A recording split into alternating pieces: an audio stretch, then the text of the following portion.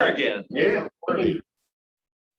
Just in time. Have you never been able to prove him to the? Every time they come, it doesn't do it. Now you witnessed it. Probation's problem in a couple months anyway. Yeah, really, don't bother fixing it. Whenever you're ready. Okay, just one item on the consent agenda today, and that is a request to set up a public hearing for the vacation of a portion of O'Brien Road. So we handed out the map. There's just a portion in the middle that is pretty problematic for the county to maintain. Basically, it's about half of it is a creek. And so most of the winter months, it's really not that passable.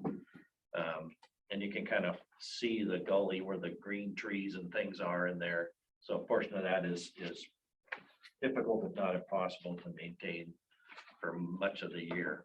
Fair warning, Yes. for you and my teammates, Centerville Fire Chief will be more than likely speaking against the vacation of that road. Well, We used it actually for that fire that was up there, or whatever it was, 3 weeks ago, the lightning caused fire. Granted, some of us went up the road and some of us went straight up the damn mountain, which was interesting. But anyway, no, he's adamantly opposed to it. I told him there would be a public hearing for him to speak. Yeah. Go from there. So Yep. anyway, just thought I'd pass it on. Okay. So that's the one thing on the consent agenda that we have. The rest of it's just update and projects and other things that we have going. On the construction side, Old Mountain Road, contractor still working on subgrade, where our survey crews are blue topping. Contractors challenged to find trucks and people to work and everything else, like most others these days. So I think progress is slow. And then the fire restriction, they wanted to work 410s and they're basically cut off early, so. Lots of factors that have held that one back, as well as other projects that we have. Let's see, grant funded guideposts and signs. That one is still on hold because of material shortages. However, the West Darlin paving project, the contractor plans to start on the 9th. And so we've had our reader boards up, just kind of notifying people that that's. I will make sure I go the other way. Yeah. Yeah, I could go the other way. So anybody that can, at least we're warning them, but it's short duration, so, and basically there'll be 1 week that's really the paving week. But there'll be other activities. Oh, is this gonna be one lane open or? Is this Yeah, gonna be- yeah, always one lane. But there'll be delays. Right. And then we'll move those reader boards over to Roosevelt, because on the 16th, we're gonna start, or the contractor's gonna start over there. And so we'll pave that one. That one has a much longer duration, pretty much till the end of November. It just seems weird to be paving in October, November. I'm gonna have to wrap my head around that. Why is it such a long? The paving will be done. Yeah, they have miles of guardrail to Yes. install. And so that'll follow, and there's minor work that, So they're getting the paving done before there's any threat of rain and. Yes. Working Yeah. guardrail and stuff out. yeah. Yep, yeah, there's a lot of work associated with that I one. did see those little down spout things, runoff things, those look interesting. Yeah, But, yeah, they look like they do the job. yeah, they work. The old ones were just pretty much falling apart. So let's see, what else do we have going? That's it on the construction side there. We have our pre-con today on the West Darlin. And they'll get started shortly. I think we'll have a complete set of package design plans, details, specs here probably this week to review. So we'll start reviewing and then we'll have our package buttoned up and just kind of wait to the right time to let that one out for advertising for Courtney Road. Nothing new on the Klickitat path that we talked about last week. And then we're still working on the design work on those courthouse parking lots. that will start next year in the springtime.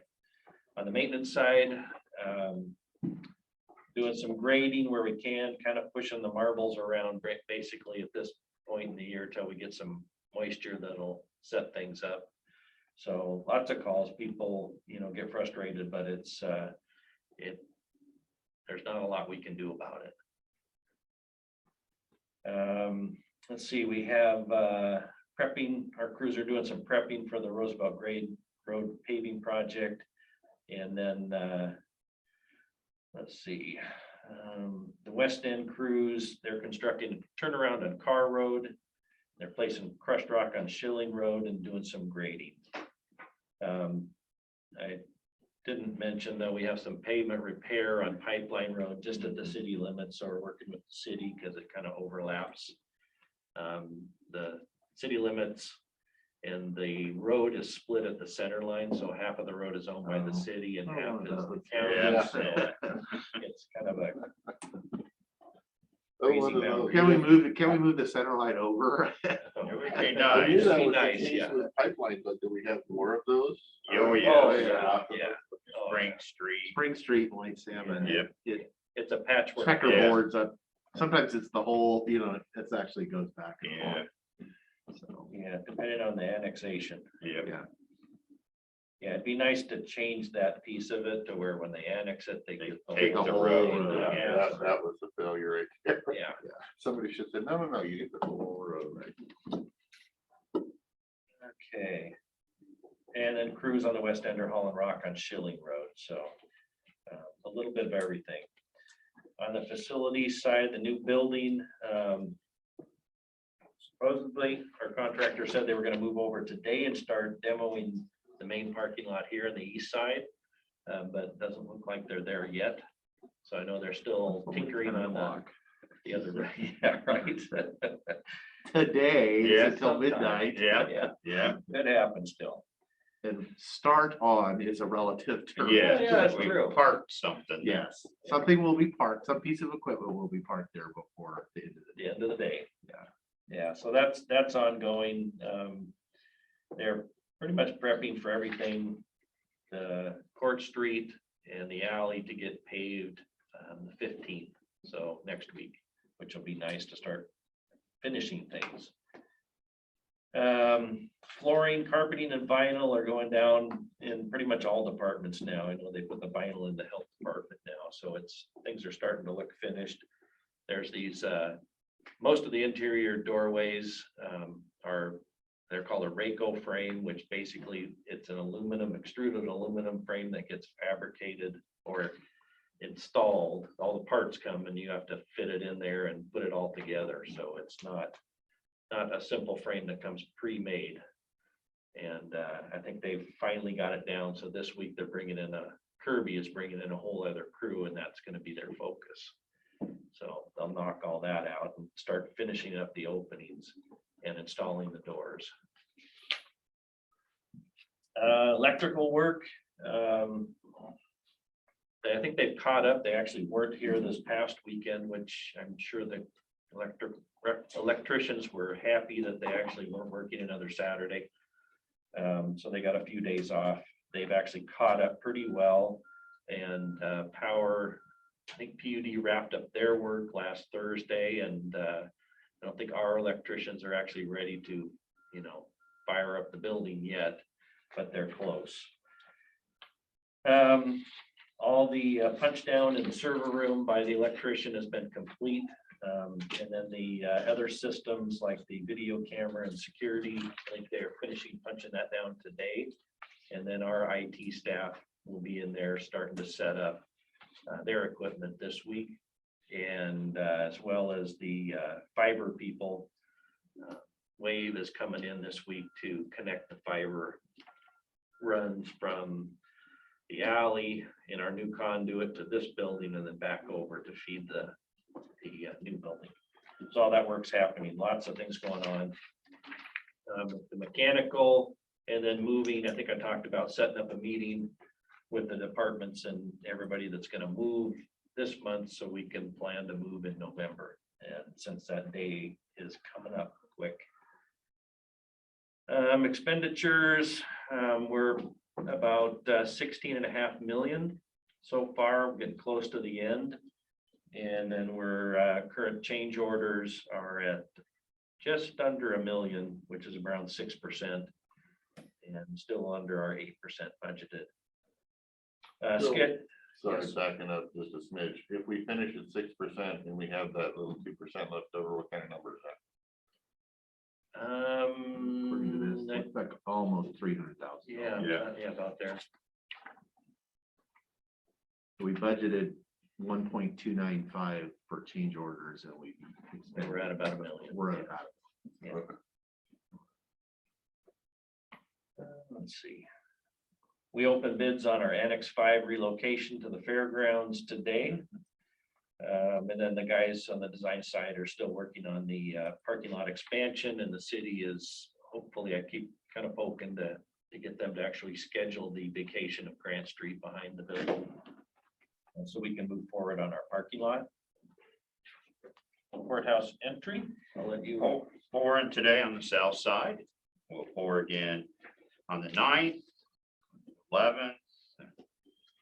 So we have 4 scheduled through the 15th to try to pour as much out as we can. It's just a matter of putting the railing back on it. So we're slowly starting to see the end of it. We got some painting of the gargoyles and things up here. I was glad to see they had, bisqueened the stuff really good before they pour. That's always, you Splatter, get yes, splatter, you yeah. don't think, it's like, really, I have to do it up this high and it's inevitable. Especially on those, the doors and stuff, those are Yeah, that was ticket items to Yes. have. So they're a good quality outfit. I mean, they know what they're doing. They are. I was a little leery, but they do know what they're doing.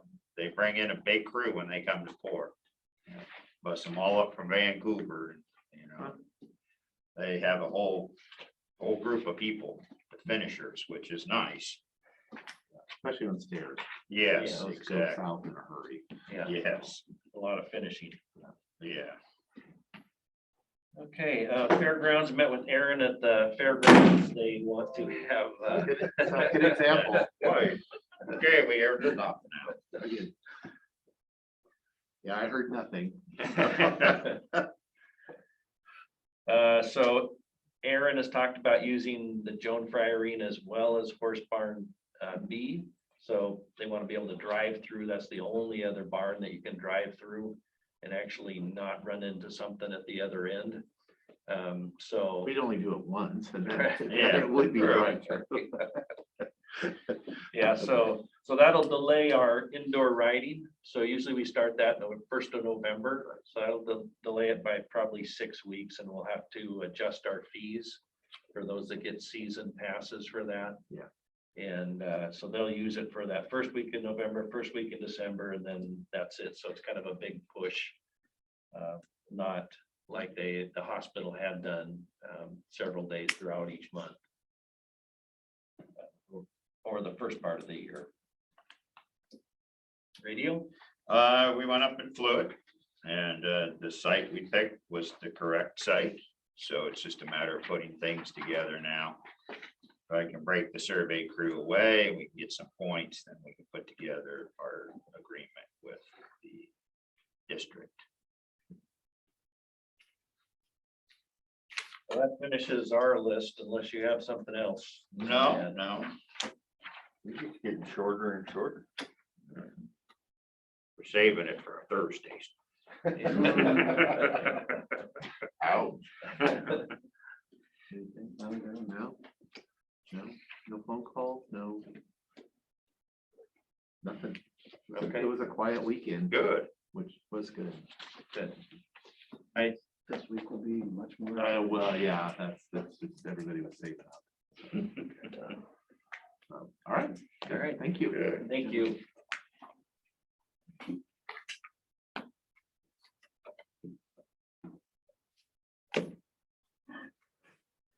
Don't let the door hit you on the way out. Closes quick. Yeah, it does. That's what I meant. We're having door issues for all you people on Zoom. I'll write a newspaper article. Dave will be right back. He forgot something. So. Now it's gonna work just fine for him, look. Of course, why? Magic touch, sir, It magic is, touch. I don't know. Look, yeah.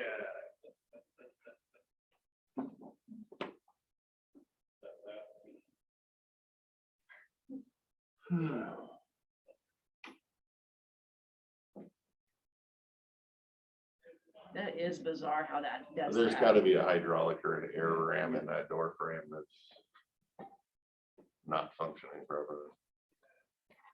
I don't envy whoever's gotta deal with that. Probably a door replacement at this point. And a frame replacement.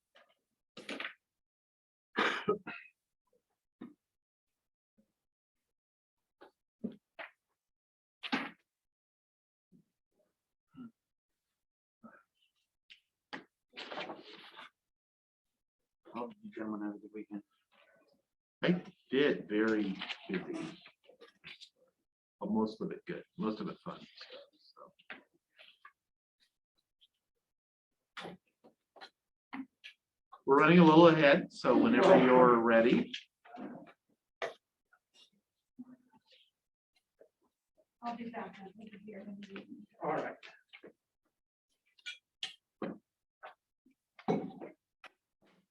What about slamming that one? You broke it. We sent Public Works to fix it. Okay.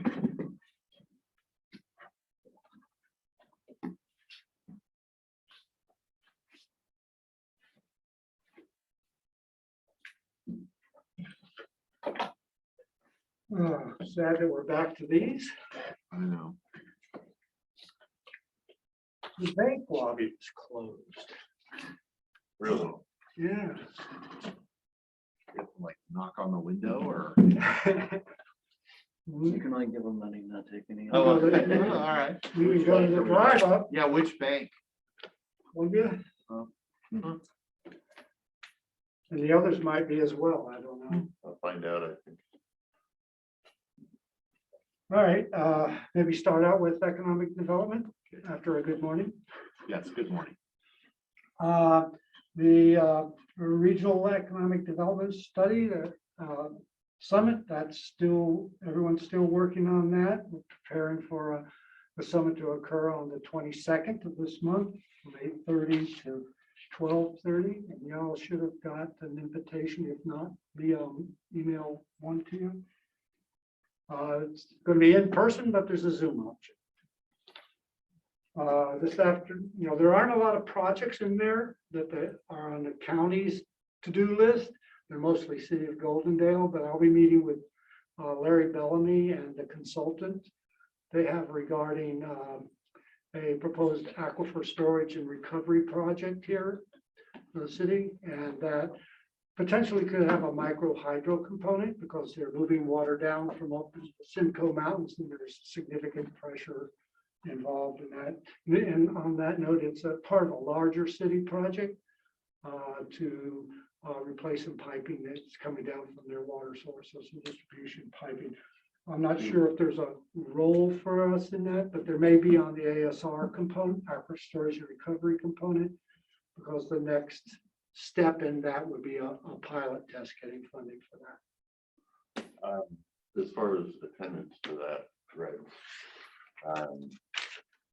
Regional economic development, Martha reached out and wanted to know if you guys needed an invite, and I questioned, I told her I talked to you guys about it, about having to, if more than one of us went, happen to post it and the risk of posting it. So we need to figure out whether we want to publicly announce more than one of us going to that. On the Reds, that's what it is, Yeah. isn't it? The Reds. Yeah. On that day, you guys also have union negotiations, which I have not received a schedule yet. Right. And on the agendas, Dan, we can post, like the board's gonna participate in this, or you're gonna be doing that. We usually Right. do note that. It, my worry was noting it. I fear if we announce too much, it's going to be bombarded with protest signs. So if you're dealing with state and federal people who want to possibly give you grant money, it's probably not a good idea to have a big to-do while doing it, which was my worry. Yeah. The actual time, yeah, 8:30 to 12:30, I already talked to Rob, so I don't have anything that day, or at least that morning. So if you want to, fine, but that was my worry about more than once. Have a good time. You've hopped with enough grant managers. If you meet him, let him know. There you go. Okay. I'm here for moral support. Yeah. Moral, yeah. That's my worry, is because I would not have even thought that. a lot of community tend to rain on every parade that comes. And I worry that there would be a rain on the parade. So this whole thing has kind of been under the radar for the most part, for that very reason. And I would hate to us ruin that by making, Being a lightning rod. yeah, Well, if you'd like to keep talking about it. Yeah. I'm sure someone will show up. yeah. All right. And related to that, we've been participating in the kids' update of their economic development strategy, the SEDS meetings. And one of the things they're looking at there is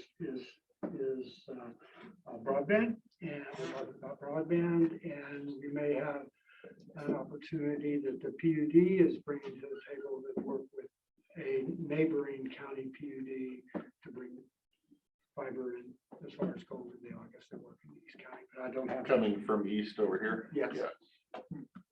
Oh, that's cool. So that would be Middle Mile bringing it into Goldendale so that. they can I extend think out? some of the extent of it is still topic of discussion, but Middle Mile and maybe some retail. I don't know. Buildable land inventory, housing needs analysis. You're aware that work product was delivered, presented to the EDA board. Subgroup of the board members met to review that in discussion, including Commissioner Sauter, just to see how we want to proceed from here with actionable items. I think it turned into more of a brainstorming session. I think one of the interesting points was when we released the RFP, one of the attractive things was to provide a list of quote catalyst opportunities, but when it distilled down, I think the discussion summarizes it as, should we be picking winners and losers, and maybe that, catalyst opportunity is not a good way to do it.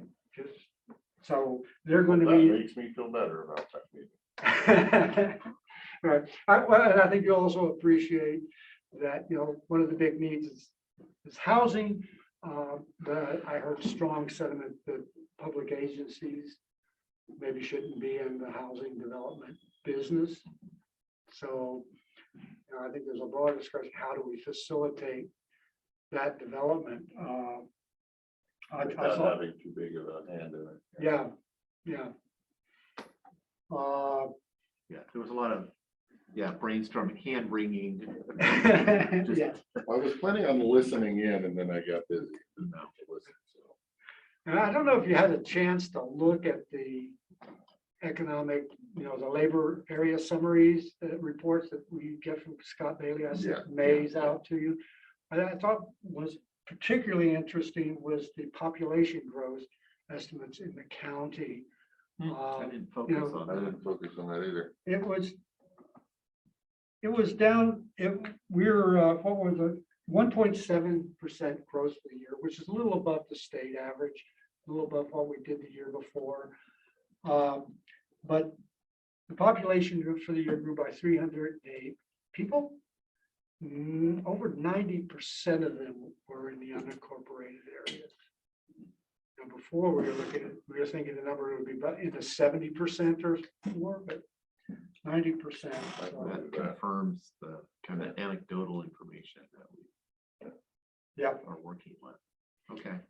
But unemployment is, in May was at 5.7%, down from 6.2 in April, and down from 10.3 the year before. So that surprising to me. I couldn't believe they're below 6. I didn't figure we'd ever get below 6 there. That's a good number. We didn't get hit as hard as many areas because of the diversity of employers here. Right, I just think we have a bigger percentage than most to begin with of that 6 number. Yeah. Um, Yeah, didn't have as far to fall. Right, I'm right. more surprised that it can be as high as 6 when every single business out there is hiring right now. You would think. I posted the solar, Pickleton Solar's hiring for general laborers. Essentially, you're unloading trucks at $37 an hour. I still don't know if they have anybody. All right, yeah, we've been pushing, we got Did you contacted. get a number on that? It's posted on my Facebook page, 37. I'm not looking at your Facebook. I only page, had so. one post on it. It was an anti-solar post, so. And I think that the pay goes up to like 46 an hour for general labor. Well, and that there was something that I was reading that there's a guaranteed 20 hours of overtime every week. Which now add that We is can carpool. $37. I mean, that's a pretty good wage. You can work, it's only guaranteed till the end of the year, but geez, that's a year's worth of wages for 6 months work. Update on the federal EDA grant application for the airport infrastructure. Richard's been working with the USDA on that. Looks like what we need, that they will accept a draft lease, so a draft 20-year lease with the college. So he and Dan are negotiating away on that. So, and he needs to, revise his submittal letter, but his target's to get it in by September 22nd in order to make the October 6th meeting of their review board, where they would decide whether or not to award. They've been, the EDA person's been working with Richard a lot, so that's encouraging. So related to the airport, Commissioner Saw, you contacted me, and we've got some concerns, or we've got an issue with water. And long ago, the well that the airport has was promised, for want of a better word, to the Dallasport Water District. This is years ago, and it's just been slow. I think a lot of the problem has been changes in staff at the FAA, which needs to review it. And so we need to pick that up and see if we can make progress on that. I think the city of Dallas has been working on it. Maybe, with our connections in ecology and stuff, we can see if we can get involved in that again and make that happen, because the water district's got a ceiling on their hookup capacity. And I don't remember, do you remember what that is? I think they have 72 connections left in there. But they have several projects that potentially would exhaust that, and And there's fire flows.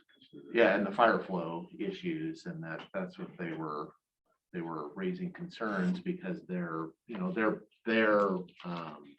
everything was based on being able to access not necessarily, probably not the physical water in the well, but the water rights. And so they're actually supplying we've reserved, because I think in that agreement, which was actually signed in 2011 to transfer those water rights, the airport reserved, I want to say like 54% of the water for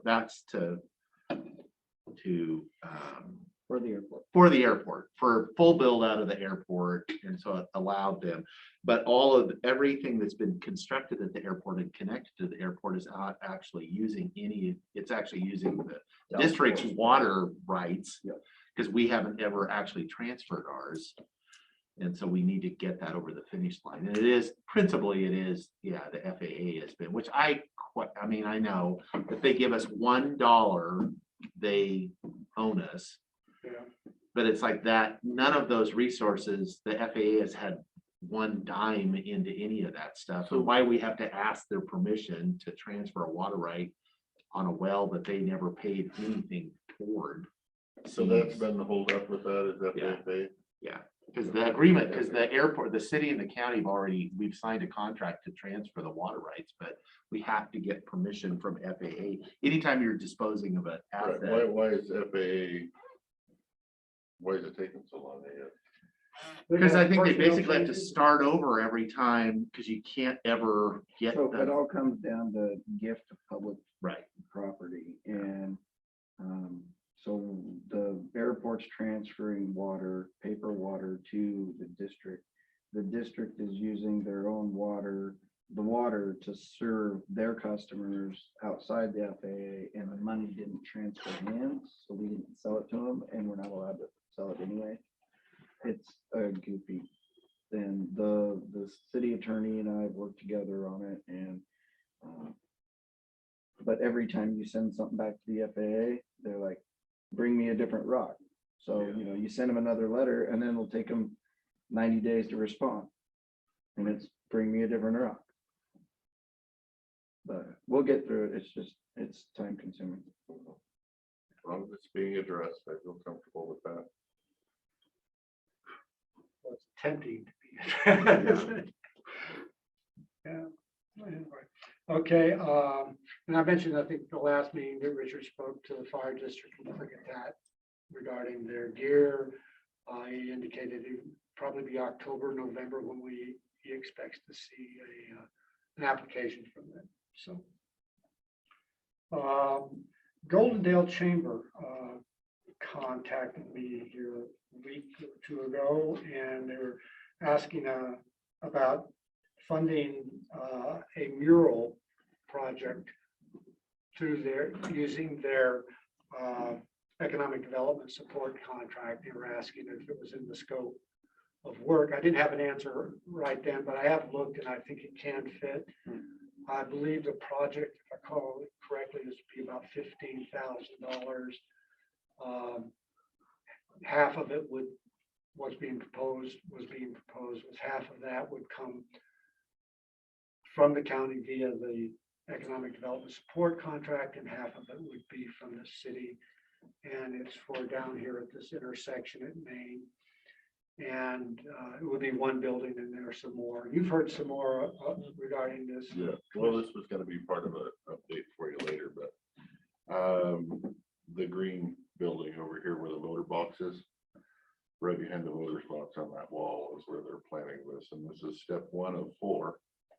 They want to do all 4 buildings on that corner with different stuff. The dollar amount surprised me. Let's just say that, but yeah, no, and God, I want to say they were talking about a 10-year build out, but this is essentially the start of like a Main Street revitalization. They want to incorporate, it's a mural, but there's also some equitage or something around the door of that building that they want to continue down the roads with address signs and whatnot. But I sat through that last weekend. It's a pretty cool mural. But that's where I'll leave that one. so what kind of permission do they necessarily need from us? If this, Just they be don't, just green light in terms of, yeah. I mean, if it's within the scope of their agreement, then I guess that's really, if that's what they want to spend it Yeah. on, that's their business. So this is more information. Yes. Right. Okay, I think, yeah, because they didn't ask me for any. okay. I wanted to see if any smoke. Comes out, well, I mean, I didn't realize murals cost that much, That was but kind of the part that kind of set me back too. So what it sounds like they want to be able to pay the designer of the mural and the facilitator of the mural and have a lot of volunteer people actually doing the painting.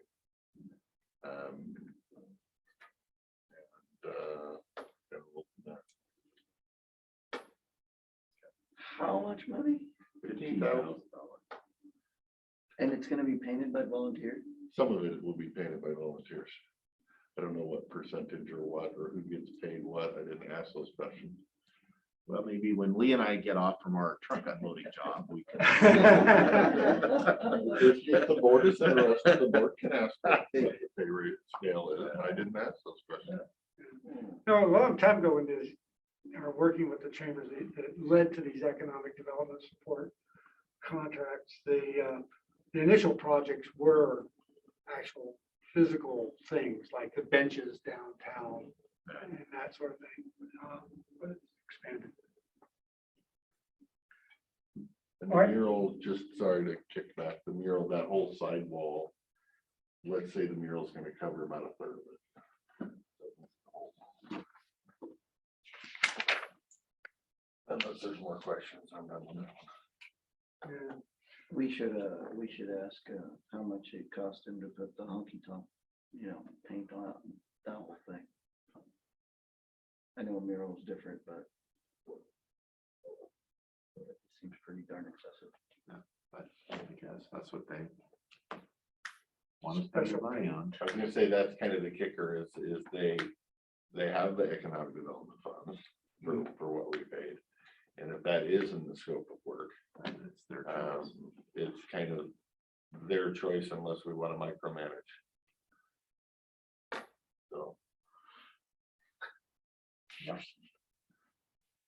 Yeah, the scope of work item, I saw that fitting under was sponsorship and or participation in projects providing direct benefit to businesses in the contractor's service area. So bringing up downtown would benefit the businesses. I like the mural project. I guess would be happy to say publicly and to everybody listening that I would rather $15,000 on upgraded their website. I think they're giving a bang for the buck than that, but without micromanaging, I will just sit here. Move along. Okay, and we're working with, some business recruitment opportunities. Some of them are large that you're aware of. And then, there seems to be a flurry of interest in spirits lately. So, there's some folks looking at opening wineries and even a distillery. But those are there's all three of them. It's all about the west end of the county. I don't see any of those here in the Goldendale area. So that sums up economic development, unless. Questions on economic development? No. Do you, actually, I kind of do, when we get our small business specialist working in our area, is there space in your office over there for that? Or, We've, Whitney works remotely part-time, so between her and Richard, we're switching out offices. He also works a compressed work week, 4/10s and stuff, so we can find space in there. is there a conference room or something that even she can use while she's in town, or? The back office there across from mine where Whitney is rather large, so it probably No, I'm fit. talking new building. Oh, in the new building, Yeah. there's office space for her there. Okay. And then I would Lots imagine of she'd have conference the room. space available. We do, I am going to be talking to her and Dwayne from WSU this week. Have had some challenges with she scheduled some meetings in White Salmon. There you go. There's plenty of office space in the WSU section. So in White Salmon, there was Alright. a So I'll challenge. wrestle for him. I'll go on that. So, yeah, there were some challenges. We had a meeting space lined up and got bumped by the court. So they had a jury meeting in there. So you indicated that you've got a room that you use. So if we could talk a little bit more about that. So how do I make that available? And Okay. I mean, what we were looking at is for her to have, I believe it was Fridays, to have meeting space available if she meets with clients that are in the White Salmon area.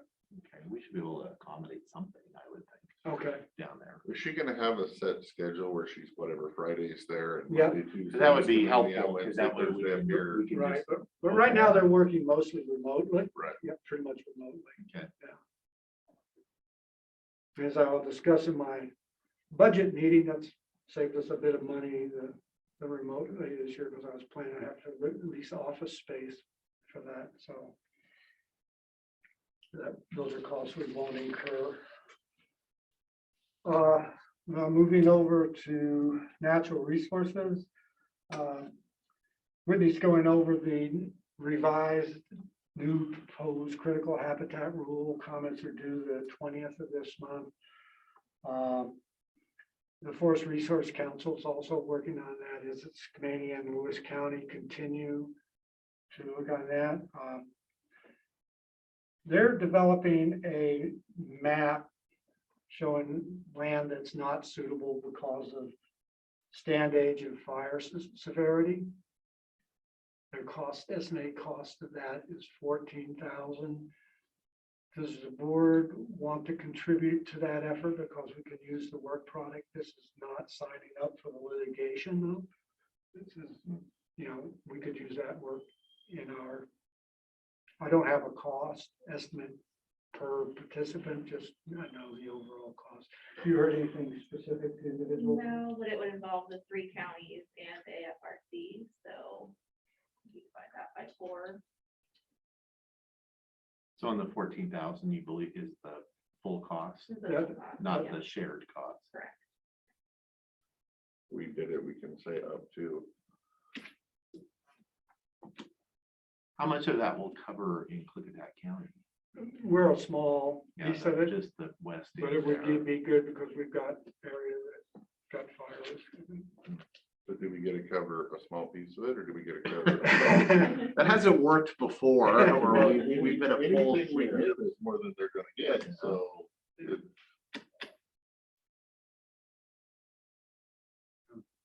This is more your area. So last time we kind of stepped away from this. And I'd be interested to see what the staff's recommendation is. We talked a little bit on the phone about it. Yeah, see what how that work product's going. I think, if we wanted to, a maximum maybe 3,000 on that to participate. And we hope to also get some of their information from their comments that'll save us a lot of digging to have some of the stuff highlighted that we might want to focus Put on. into ours. I'd be fine with 3,000. Yeah, I think I could do that. Yeah, they're having the economic study updated and a bunch of other stuff that we could use in our comments. So maybe a 3,000 max. And I would think that we probably contact it'd be either to Lewis County or Skamania County that's the avenue that would. Yeah, they've been kind of the lead. I don't know if Lewis is or Skamania has been leading, but It's been largely Lewis County just That's what I because was of the resources. right. I mean, it used to Nothing be, else. Well, yeah, it used to be Lewis and us. Yeah, And well, I think it was Lewis's prosecuting attorney or whatever, deputy prosecutor that was involved. He was the one that was the champion of that side. And then Skamania County Commissioner. right. Ferruginous hogs. They've been uplisted by the state from threatened to endangered. What, Hawk? Ferruginous hawk, they are the largest hawk. We do have ferruginous hawks. When you go to east part of the county, Pine Creek Basin By the windmills? and although Alder Creek Basin, yeah. In fact, I started getting involved in the wind farms when there was I wasn't doing economic development at the time, but there was a ferruginous hawk fatality at one of the wind projects that made the news, so it's, need to pay attention. I think we've maybe had 2 fatalities. I need to check. I don't have that. Do you have any kind of estimate on the population in this county? It's not large. No, it's small. The population is centered over in Benton, Franklin County. The nesting sites, they're migratory birds, so they come through here. They're here I've never heard until of that. January, and they nest. Once the chicks have fledged, they move on to Canada and Montana and down to. Kind of interesting watching their flight paths. If you've seen the telemetry data on that, they cover a lot of ground. Mhm. Oregon spotted frog with the 2 years of drought and no Big muddy water, it's been a tough year for the frogs. I guess Whitney's been in communication with Fish and Wildlife Service about maybe getting a meeting together this winter to discuss. So I guess I'm getting clarification that the spotted frog is an endangered frog, correct? Yes, it's federally listed. And Threatened. and when the tribe cut off the water, that harmed that poor endangered frog, right? Just checking. The Big Muddy supplied a lot of water into the basin, and there would be some effect. Detrimental effects from not having that water there, yeah. So, unquantified, but there should have been some impact, just less water being put into the basin. Our Dry and Butler Creek projects, we're doing the stream flow monitoring. Those stream flow gauges got blown out.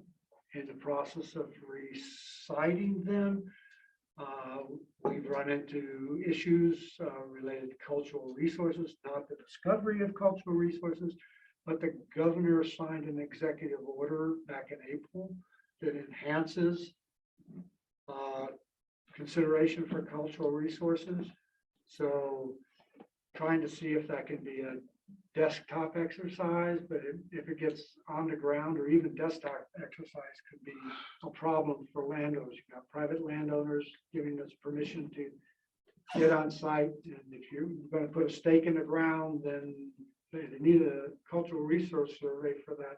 We're going to lose permissions Yeah, for siting projects. This one, we've already heard from a landowner that, no. So what's the threshold though? I mean, literally put a stake in the ground Yes. is the trigger? Any ground Post. We dealt with that, with the conservation districts a few years ago. Anything that would accept federal dollars, you'd have to do a full cultural resources survey if you were building. And so, they would usually pay for about half the cost, right? Right. But when you work it all out, doing the cultural resources survey and jumping through all the hoops, that came to more than the cost than you were having to get for your 50/50. Right. well, and even above that, as a landowner, I don't know that you really want a cultural resources person on your land, so. Well, I would go question is that maybe, do we have definitive that is actually the standard? Like you're saying a T-post, which sounds ridiculous to me. Do we have that somebody said, oh yeah, if you're doing a T-post, I mean, did they put that in writing that said yes? And is that, because I cannot believe that that's the standard. And if that's the standard, there may be a staff member that feels that's the standard, but that's something that we could certainly push I on. understand there was a proposal at one point was, well, we can minimize by putting a piece of rebar down the ground, tying that down and strapping it to that. And no, that won't even work. Yeah, so we've been talking with a staff member. There has to be a threshold for, Yeah. there has to be. I mean, again, a staff member may feel like that, but show me where that is the definitive standard. Yeah. Just because a staff person, because I would be willing to bet that staff person is wrong. If that really is the stand, it's like, where is that authority to show me where it's like, because if I want to go and take a shovel full of dirt out to bury dog poop in my yard, I'm not going to get a cultural resource survey to do. I cannot believe that's the standard. It's, if I remember correctly, it's any ground disturbing activity. And they talked with the state attorney general's office, because it's Any means any. any means any. So it's been, for a long time, it's been that we needed an inadvertent discovery plan and that sort of thing to do anything. Well, yeah, I get the it's inadvertent amped up. discovery. If I take a shovel full of dirt and I find cultural resources, of course, I should, that's a trigger right there, but I would have to survey before. I mean, most things, there is a threshold that is exempt. If you're below, because it's considered minor, it's not, You know, we don't, I mean, it's the same concept of, if you want to build a chicken house, we don't require a building permit if it's under a certain size. Even the Gorge Commission does not require under a certain threshold. There's no permits, there's no review, there's no nothing. If it's under a certain threshold, if the threshold is 0, that makes it really, I question that. Yeah, so I think we're still working through exactly this. I was just giving you a heads up. If this turns out to be that we need to do a survey just to put That's gonna be a put problem. a gauge on the stream, it could make. I think these that's an projects challenging. unrealistic standard. Or you should- Come up and give us their annual review. their annual That'd be a good update, time. And that would be a good. Really good We time. Dealt with that. Who's gonna do this? Huh? Who's annual? The Underwood Conservation. Okay. Right. You either tell me where you need to gauge and just, you might see it in the morning. I'm not recommending I wouldn't either. This couldn't actually do. Okay, let's see. Klickitat Mill, the fisheries projects, they're expecting to, for the, the stream redesign there, they're expecting to get the grant, later this month, early Late next month? September. Yep. And then they'll still need to go out and get a contractor to do the work. But they want to, they're looking to the county as to what we're going to do with our property. There was a meeting with various property owners and the fishery heads group in Yakima Nation Fisheries here the other week, discussing that. I think we looked into it, the consent or the no further action letter that was issued to the upstream landowners was a little muddled with regard to, it named their properties as having the covenant, but it also said that we could have one to remove the covenant from our land, but there never was any on the county land. So I think we're going to move forward and get that clarified for the future.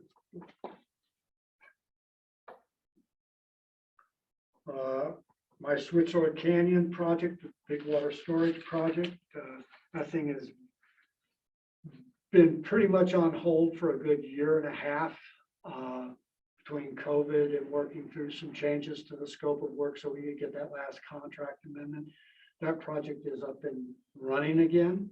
Thank goodness. Hope to have by the end of the year, most if not all of the additional studies done that we needed to do to respond to the comments received during SEPA scoping. So I'm glad to see that going, and then we'll be meeting with ecology sometime in the next couple of months for another contract amendment and additional monies to wrap it up. The legislature provided another $250,000 for that project. And so we need to scope this next step to actually do the EIS, its document itself, and get it out and through comment. The East Klickitat or East Semco CRM, that's regarding the property that was acquired by WDFW, and they're developed a co-management understanding with the Conservation District. WDFW has hired a consultant to facilitate that, and they're scheduling a meeting. I'm going to ask Whitney to sit in on those meetings for the county. Commissioner Anderson, you tracked that firsthand for a little bit. Could you assist with some more detailed briefs on that process and where the hiccups are? Yeah, that we've and I'm experienced? getting emails too. So, and I'm going to try to go to some of those if they fit into the schedule. Okay. All right, that's what we're supposed to. Let's have questions. Oh, no, not right now. I'm writing them down. Cultural resource. Let's say, are you highlighting your? Yeah. Yeah, that's kind of interesting. Well, it's April, it's a new order, so I think they may still be I'm just happy. defining exactly what it means. It's April. But it only says O2 on it, which means that you only had 2 of them so far. Yeah, We had good opportunity to talk with Tova and then Mhm. also the prosecuting attorney, and then again on the, because it's, you know, we've had other circumstances where agencies are interpreting it to mean one thing, and when we have really pressed on it, it's, no, there's some other considerations that override that. It's, again, there are thresholds yeah. of things. Typically, you know, yes, should, you know, there's all kinds of things that should be reviewed but at a certain, you know, there is a threshold generally where it's exempt from any sort of review.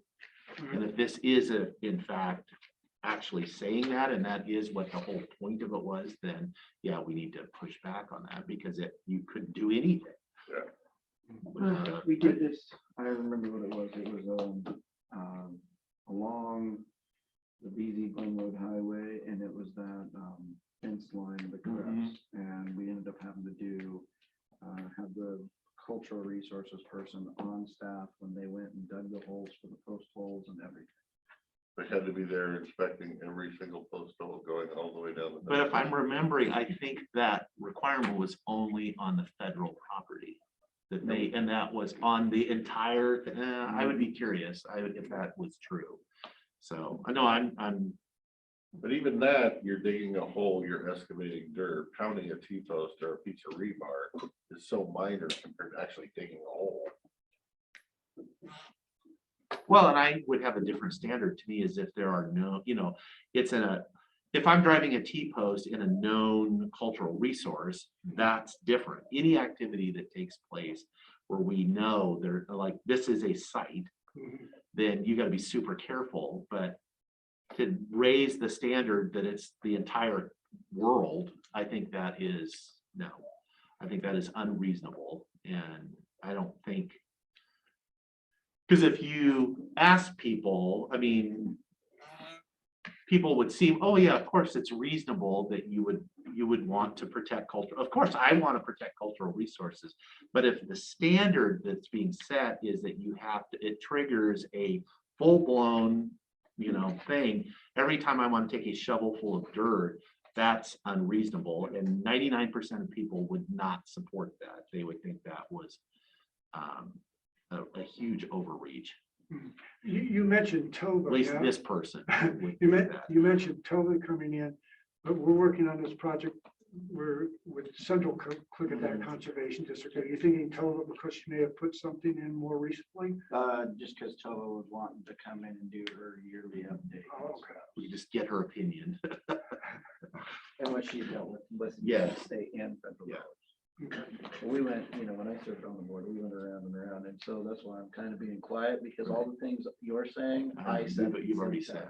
And the conservation district is the one who's been coordinating with ecology, and they have been pushing back on this a little bit, and ecology has recognized that they are trying to kind of layer a new rule and standard on top of an existing project. So we're hopeful, but we just don't know. So we'll see. Okay, thank you. Thank you. Thank you for getting my blood pressure Yeah. elevated for the day, so. And you're prepared for 1 o'clock. Yeah. well, Yes. Well, good morning, Madam Auditor. Are you bringing your We are. your new, Heather and I would like to introduce Debbie Bridges to you. yes, welcome. Thank you. Yeah. Well, it's 11 o'clock and you're still here, so. You didn't see the ankle change. I Borrowed one of those Those monitors from Larry. That's good. Well, Right good. here, Debbie. All right. Well, if they're not nice to you, you come down and talk to us, and I'm sure we could find something I for don't you. think that'd be a problem, but thank you. Yeah, I'm pretty sure if you took her for Brenda, Brenda would shoot you. Well, I know, but I probably wouldn't do anything. I might go visit Bob's, you know. special hotel right, special for, but hotel I board. would Yeah. be far more subtle. Yeah. Yeah. Yeah, you're the one I need to worry No, about. I can Yeah. sometimes have something up my sleeve. Yeah, no, I'm sure it will be great, but no, really welcome. I know you're much appreciated. So, We're happy to have Good you, thing. Chad. yeah, it's a good thing. Okay, All right. Thank you. get out of here, you can have early lunch, huh? Oh, you should see the emails. Well, I just meant from here. Yes. Okay, Thank you. Bye. Bye now. Thanks.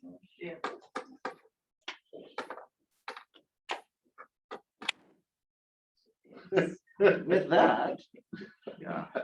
She peeks back to the door. What's public work 4616? That's good.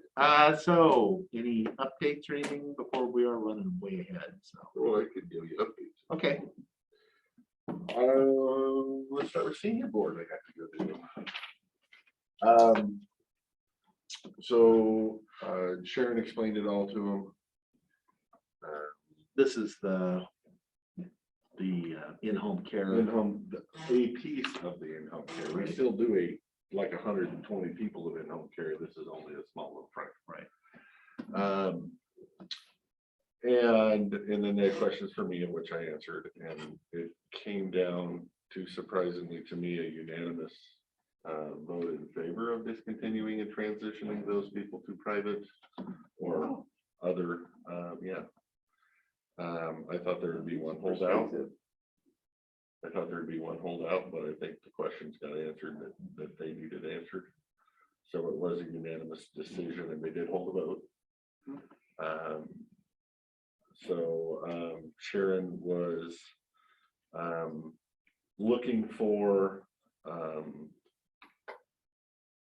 I guess, a recommendation from us for her to now move forward with transitioning that. I told her she can, pop in as citizen commenter anytime and get the official nod from us, or I don't know if you want to give Lee the nod, and Lee can send her an email that says we gave her the nod, so she doesn't have to walk over here.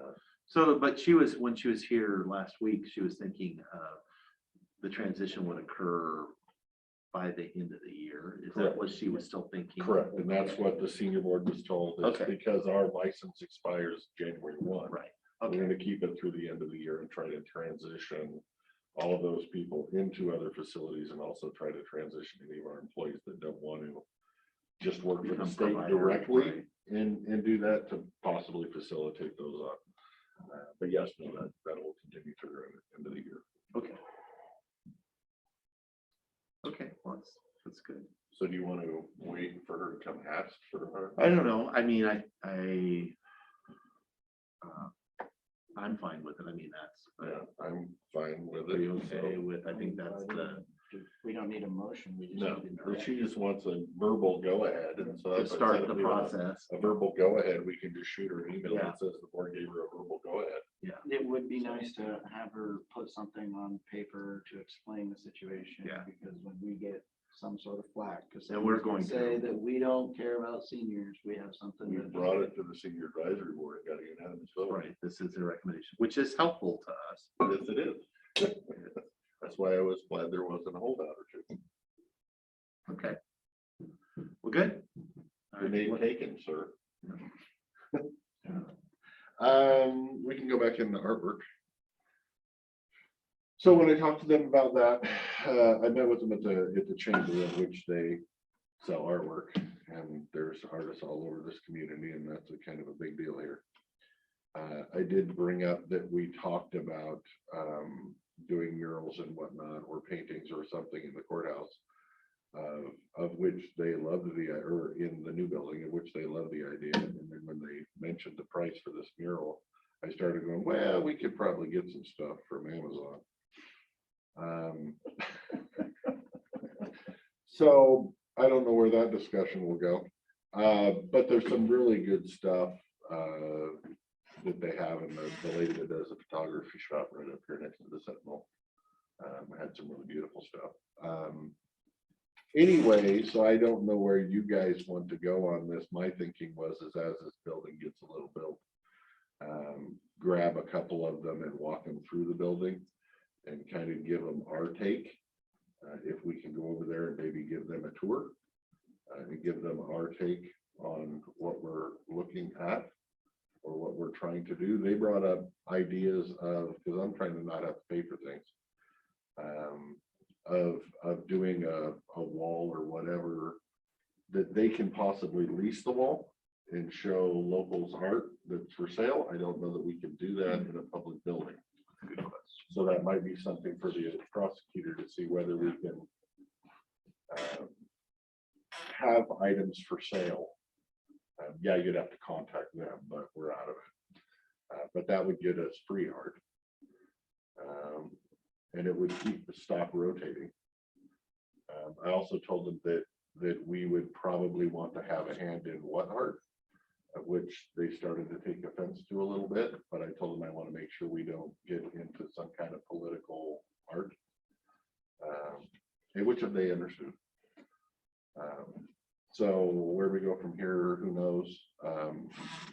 That was kind of one of the reasons why I was, well, my number of asking the difference between the 6 and the 8%. Not that I want to use any of that, but just to kind of get an idea of what was there. Funny, I think we'll use the full 8% by the time we get there. Possibly, especially the last change order. Finish work is always. Yes, the last change order will jack it. But anyway, I was trying to see if there was anything in there, which is why I asked them about leasing wall space or, you know, donation or whatever. But I figure there's some stuff we'll have to, depending on the price, if they want, you know, crazy numbers like that. 15,000 per mural, I'll take a white wall. I'm not spending taxpayer money at that regard, so. But anyway, as we move along, we might want to do a little walkthrough, and I don't know if you want me to do the walkthrough, we all do walkthroughs. Otherwise, you get my opinion on where art goes, and your opinion on where art goes. I also think it'd be wise to maybe, or not wise, but entertaining if we do one hallway in history. Old newspaper articles, you know, stuff when the courthouse burned, thing burnt down, and the hanging that occurred in the town, and all that kind of weird stuff. So just an idea shooting out there. So yeah, I think that's it, other than I have one for when Lynn comes later. Sure. Nothing that I need to. Okay, I did have one item. I did get a request. I had an email on Friday from Preston, the executive director of the Yakima Nation Housing Authority, looking for, they were submitting another grant application, and they were looking for a support letter. He had termed it as from our EDC, you know, so it'd be Dave McClure. And I had inquired, is that what, you know, I can ask about that, or would it be helpful if it was from the board or an individual commissioner? I actually have not heard back from him yet because of the long weekend, so I don't know, but I did offer that I would bring it up as far as the board. Is that something that we would, it's not asking, it's just you know, they have to show local support for projects, so it would be additional part of their build out down at the Wishram project that they've already, because they have it. Like the next phase. It is, but it's not addition, because they have their site for so many, but they only had funding for up to, I think it's 45, and they're slated to go up to 60 some. So this, I think they're submitting for the next group of them, and so they were looking for a letter of support, which in the interest of goodwill, I would support myself. That's what I offered. If an individual commissioner is of any value, I'd sign it. But I don't have a problem with the board doing it. yeah. Your thoughts? I don't have a problem either if we could throw some wordage in there that is, we're working together. Right. Well, I think we can have, our letter of support is our letter. Right. And so, yeah, he sent a draft. It was coming from. How the current board is extending an olive branch and wants to work with our neighbors to ensure a prosperous future for all of our residents. Okay, I think we can put Sounds good to me. some words, I mean, we can dress it up to, because again, it's our letter, it's not their letter. He did supply a draft, but okay. Lee will do a really good job with I've already got one started. Yeah. I was waiting for the. Here it is. Here it is. Yeah. If it was That probably looked like over there, version 27 here. Until I just mentioned the word, it's there. She probably has, actually crap, I gotta go change a few words. Yeah. Yeah, Okay, that's good. Okay, that's we can- good. Your guys' input is important. That's all I. Oh, the only thing I didn't mention with me is I was busy and unable to attend the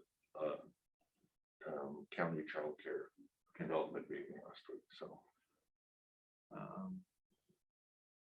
I would say I could give a little more of an update than Dave did with the buildable lands inventory little subcommittee, which was Jason Spadero.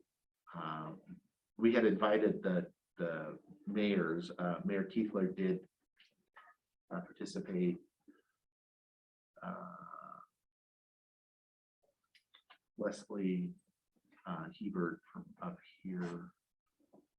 Dale Cannell from the bank, myself, and then Richard, and we were just kind of going over the results. And there was, it's interesting because there's been that's what happens when it takes 2 or 3 years to get through that. There's a kind of philosophical change on the part, and so it's like because originally when that study was commissioned, that was one of the deliverables, was these catalyst sites that we were going to actually call out.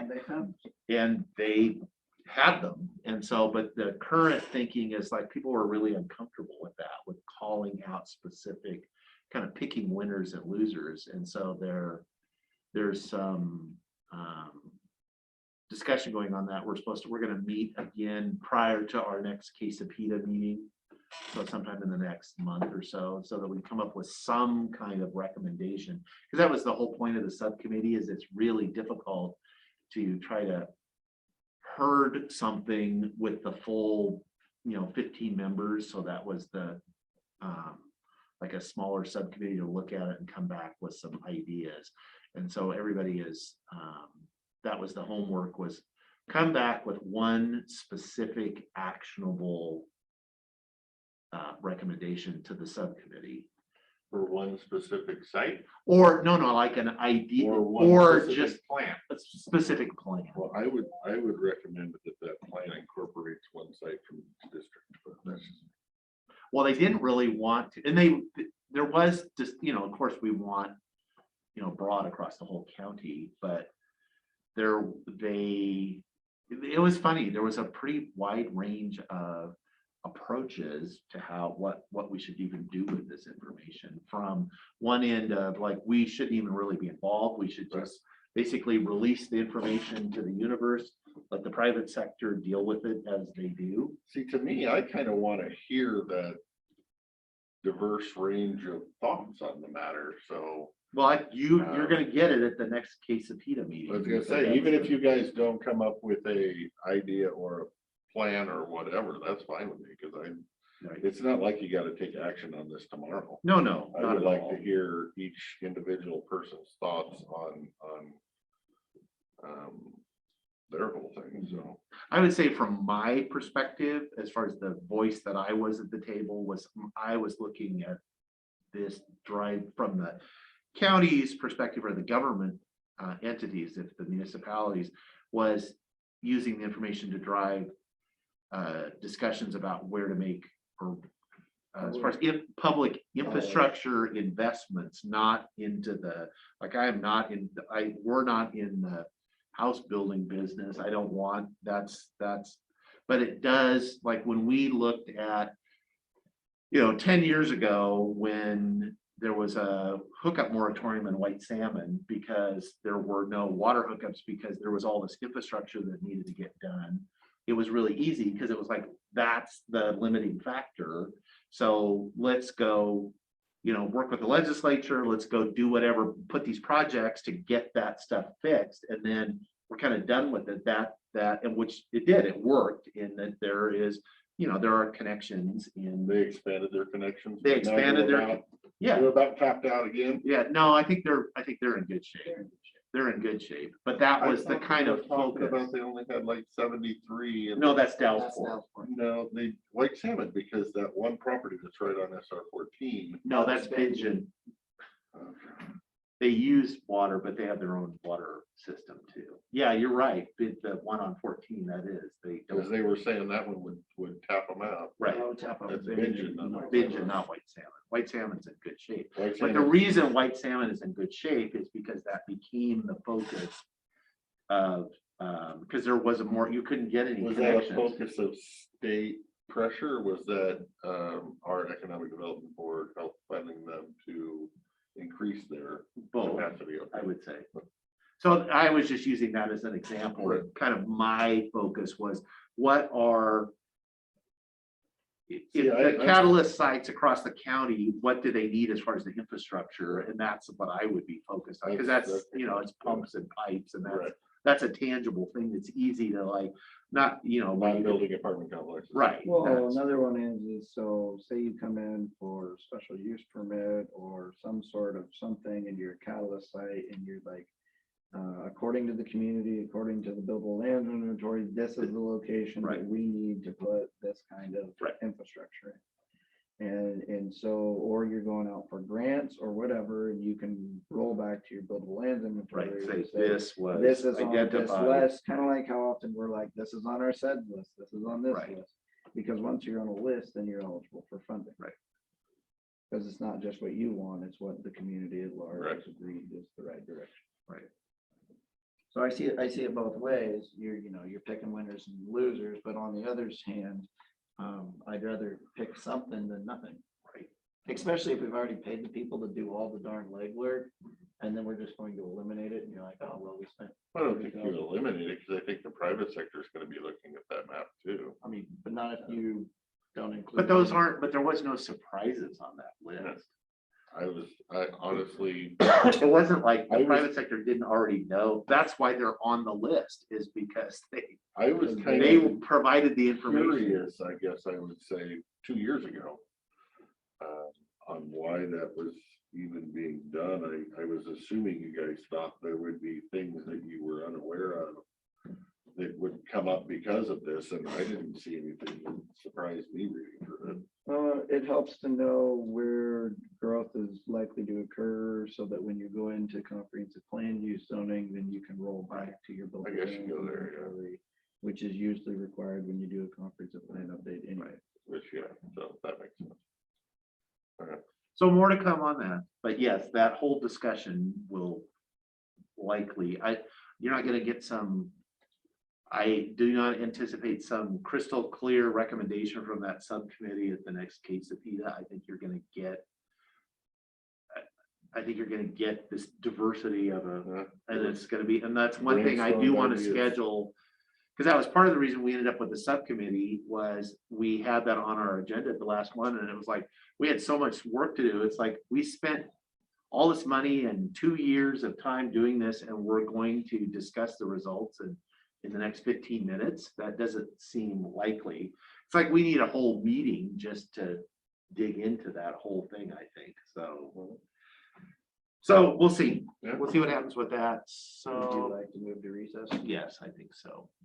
So we will now recess for lunch unless there's any other burning issues, and we'll be back at 1 o'clock. So Zoom phone folks, we'll see you then.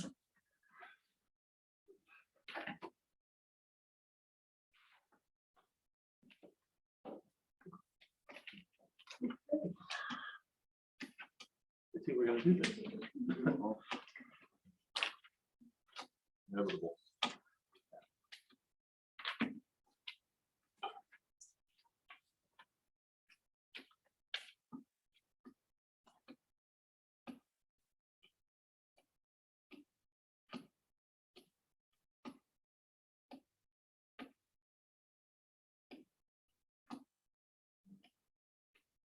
Okay, it being 1 o'clock, I will call the meeting to order.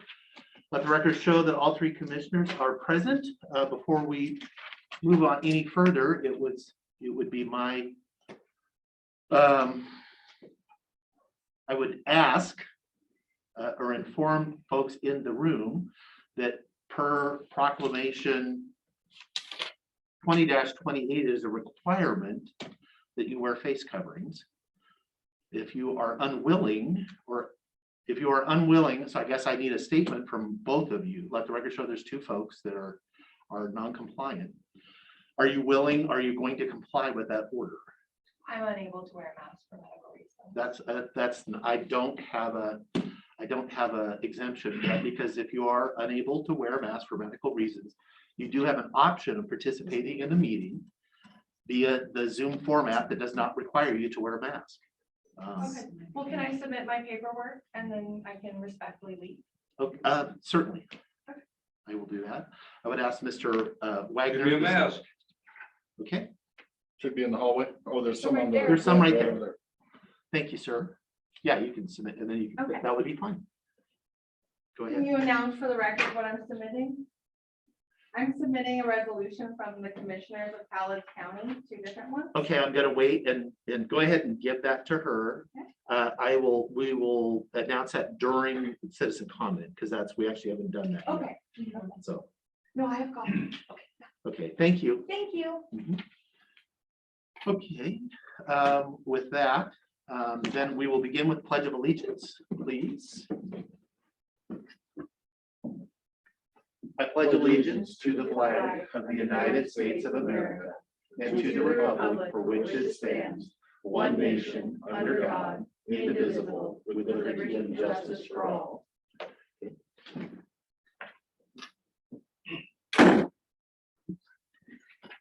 Our door's been broken today, so. Okay, I would look for a motion on the business agenda. Mr. Chairman, I make a motion, we approve the business agenda as presented. I will second the motion. Okay, I have a motion, a second on the business agenda. Any discussion? Hearing none. All those in favor say aye. Aye. Aye, motion passes. Has everybody had a chance to look at the meeting minutes? for I would March ask to 24th? defer on those because I actually have not, I have a couple things I wanted to address in those. Okay. I don't mean, okay, so that brings us to citizen comment. This is an opportunity for folks to address the board on items that we don't have a hearing on later in the day, which we don't have a whole lot here today. So I will start in chambers. We have two folks. If, okay. Can you do my timer, please? Sir. Greg Wagner, member of C, citizens educated about solar energy. On March 16th, you commissioners discussed the appointment of citizens to the BOA. Mr. Anderson stated that these citizens, Elaine Harvey, Russ Hansen, Rocio Dimick, and Greg Wagner, have all applied. They are members of CEAS and they are biased against solar. Mr. Souter stated, yes, and if they are on the Board of Adjustments and a big solar issue came before them, they would have to recuse themselves, as they could not be impartial. None were selected. Multiple times this year before the solar moratorium, Mr. Souter has stated, I support industrial scale solar in Klickitat County. These statements indicate that he has a bias in favor of solar and should recuse himself from any solar decisions. During the solar moratorium commissioners discussion, Mr. Christopher stated, if I had 500 acres, I'd lease it to solar, take the $500,000 and move. On August 3rd, Mr. Christopher met privately with the Cypress Creek Renewable Solar representatives. He has a bias in favor of solar and should have recused himself from any solar decision during the moratorium. Mr. Anderson voted against the solar moratorium and met privately with Cypress Creek Renewable Solar representatives on August 3rd. He has a bias in favor of solar and should have recused himself from any solar decision during the moratorium. If citizens who the commissioners state have a bias against solar and cannot make an impartial decision, they cannot serve on the Board of Adjustment. How can the commissioners be allowed to serve on the BOCC and make decisions regarding solar when they have a bias in favor of solar? This seems to be an abuse of your power and your authority. You've said that multiple times that you are all in favor of solar, especially you, Mr. Souter. The people spoke overwhelmingly on May 4th in support of the solar moratorium and solar ordinance. Therefore, the solar moratorium should be reinstated and solar EOZ and solar ordinances be created, which covers the entire county and be approved by the people. You commissioners have violated your oath and the appearance of fairness doctrine of state law by not being impartial in your decision regarding solar. You should not be allowed to make any future decisions on industrial scale solar in Klickitat County. And I would also like to address, 2 weeks ago, I came in here and asked about, you have told us that there is no solar plans before the county, so you couldn't speak specifically on a solar plan. And I asked, how can Mr. Anderson write a resolution for an ordinance for something that doesn't exist? Mr. Christopher told me Mr. Wagner, that it your said time- your if. time has expired, sir. I do have one question I would like to ask. For the record, have I ever had a private meeting with you and Cease? Like the one you're describing? No, you won't do it even now. You already No, I've refused. never been to your house to have a private conversation with you. You've been to my house twice. Me, you and your wife sat at that table to have a private discussion about solar. You sat in my backyard and talked to me too. Correct. Did we have one at that table right there? Well, yeah, Okay. so when I we handed did. in the petition, So we did. that's fine. Okay. But you And met I with only had Cypress one with the Creek solar company. and they're a solar company. Okay, correct. They And aren't I've had some citizens. with the citizens. They aren't with you. citizens here. I've had them with you, sir. You said about Your the, time has expired. Does that conclude? your That concludes my question. Okay, we are still in citizen comment. I will go to the folks on Zoom or phone. This is your turn. If there is someone that wishes to make public comment, raise your hand or get my attention. Unmute yourself, *6 if you're on the phone. 29 numbers are dropping. Sherry. Sherry Bosque, you have unmuted. Do you wish to make a public comment? I do. Thank you.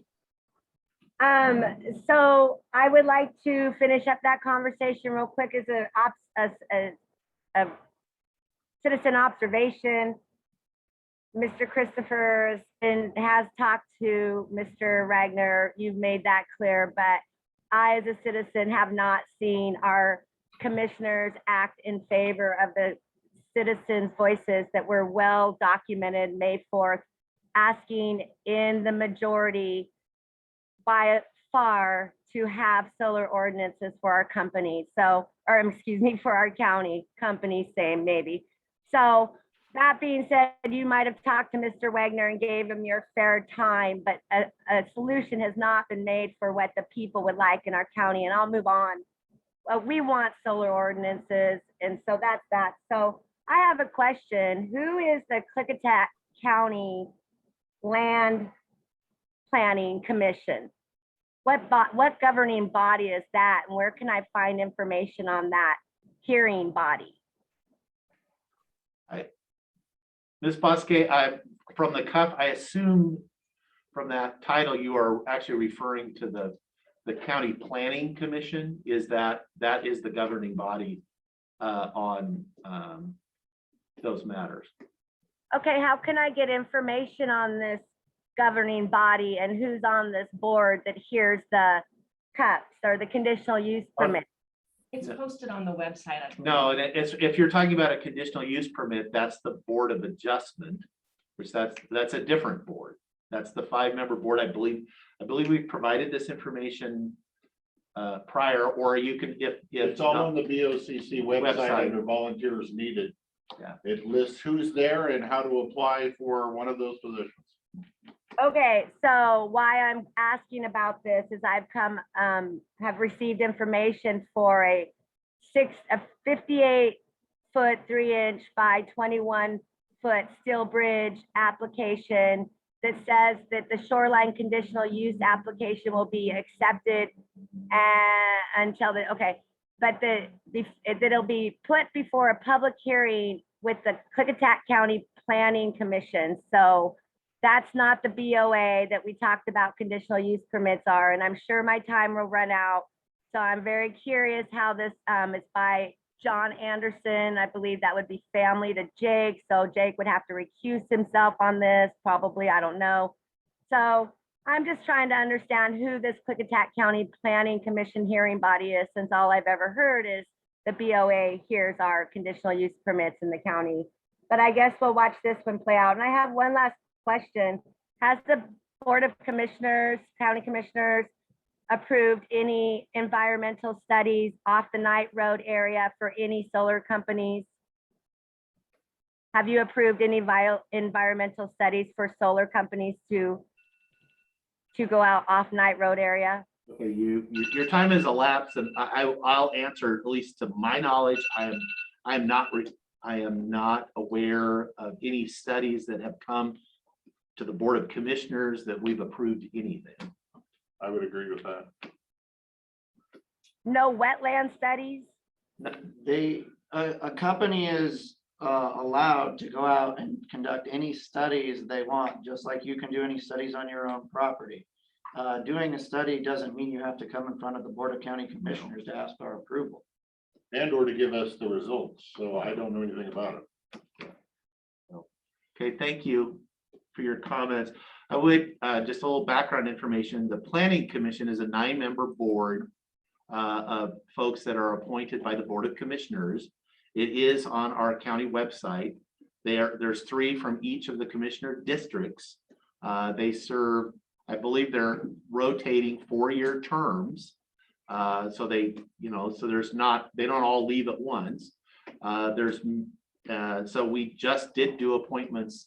As vacancies come up, we do appointments. We did 2 that we filled those positions. That is, a planning commission is required by state law. It is in the Planning Enabling Act, which I did send you some time ago, that dictates the formation of a planning commission and how that's all done. I'm going to move on to, we're still in citizen comment. I don't want to use other people's time. I'll come back into the room and see if there's anyone else that wishes to provide public comment in person in the room. Doesn't look like it. So I will go back to the Zoom meeting. So anybody on a phone call or Zoom, please unmute yourself, get our attention, raise your hand.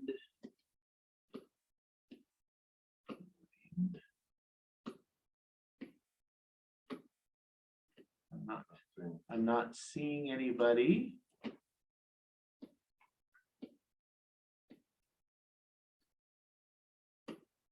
No. So, all right. Well, if you change your mind, get our attention. Did you send an email to Sharon, or were you going to send an email to Sharon that the board approved? I have no idea. Are you going to share? I just want to make sure that either you or me or somebody. Okay. We'll continue what you're doing, I guess. Thank you. There's those. This one. Oh, we fully, I was, but I didn't know. One had been signed. But. I do have a question. Sure. Go ahead. Do you guys make a thing that says we have to get vaccines? Do you guys do that? No. You don't? Nor do have that? we had any discussion on the topic. Well, yeah, you did. Susan Kelsey was in here a couple weeks Sure. ago. I mean, I would say we, as an employer, I suppose, could, if we chose to, we have not No, been. do you guys make the recommendation that the county has to all be vaccinated? Who, when you say the county, are you talking the Yeah. county employees or? No, the county people. Oh, Can you guys make a recommendation that forces me to get a vaccination? I do not believe so. I'm not sure under what authority. Yeah, would I do don't know that. what authority we would have to do such a thing. Well, I didn't have any idea either, but Right. you're doing the babysitting thing, and I would say that was past your purview, but so it was a curiosity thing more than Yeah, especially since Susan said she's against Sure. vaccine mandates, I thought. Sure. you I guys took can that, make a I took rule those about me comments. putting Something in my body. Yeah. No, I took those comments to be related to county employees, which businesses do have, I mean, they could Okay. mandate for, I mean, if you as a business owner wanted, as far as for conditions of employment, wanted to do that, you could do that. I would say I own the quilt store. I'm the only employee. Right. I'm anti-vaccine. but if you, right, but let's just say you had an employee and you were really pro-vaccine and you wanted to make that a condition Okay. of employment, you actually would have that right to do that for your employee. But the county commissioners can't recommend that all county No, citizens be no. vaccinated. I would say no, but cautiously, because I can't think, I don't know that we could, and I don't know that we can't. I don't know, well, first off, I'm never going to, for the record, but I, without Are you just checking trying to gin up some legally, I comments don't here? know that. I can't answer yes or no because I don't know legally whether we would have that power, but I can't imagine where that power would actually come from to give us that power. So I would say 99.9% chance no. Okay, good. I just was curious. I have a whole article that I looked up to read in case you guys said yes. Oh, well, Could we please get your name, ma'am? Well, I'm sorry. I'm gonna spell it for you. Great. Gevera. Okay. And my last name is Culver, Culver. thank you. Thank you very much. Okay, we are still in citizen comment. I will go, if there's anybody on Zoom or on the phone, *6 to unmute if you're on a phone, raise your hand, get our attention. Offer still there. Not seeing anybody. They're already still recuperating from their weekend, maybe. Yeah, maybe. Okay, well, we're gonna go ahead and just keep doing some work here. If you change your mind, Yeah, but the only discussion we've had about the vaccine was the discussion you were here with the sheriff, Susan, and saying that for the most part, we haven't discussed it, so.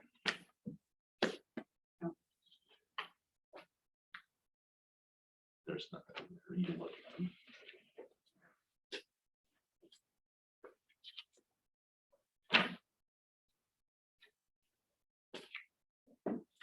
We ship papers back and forth.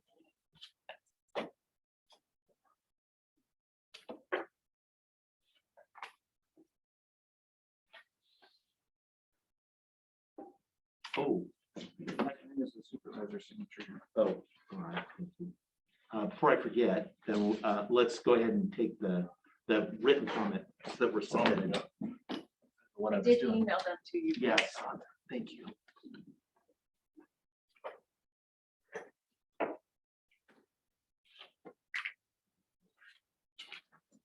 These are just copies.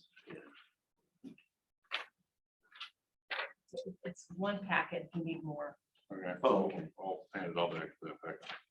and it is in your email too. Yeah, I'm gonna read it on. Just got new people joined. Oh, okay, we are still in citizen comment. So if anybody wishes to, this is your opportunity. Raise your hand, unmute yourself, *6 if you're on a phone.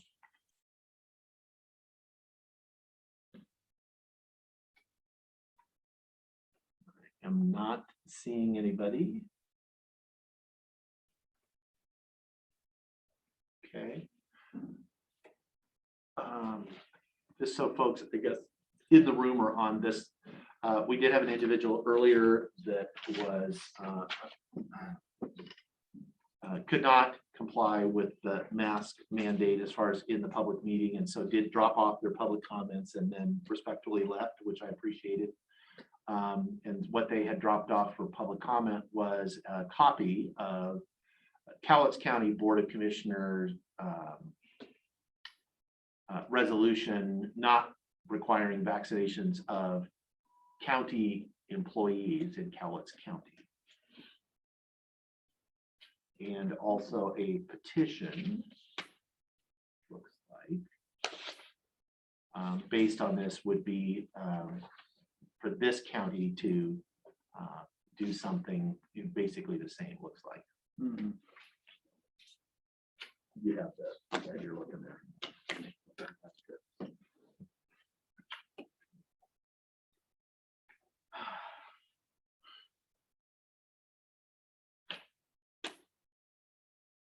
Okay, we are still in citizen comment. If there's anybody online, this is your chance.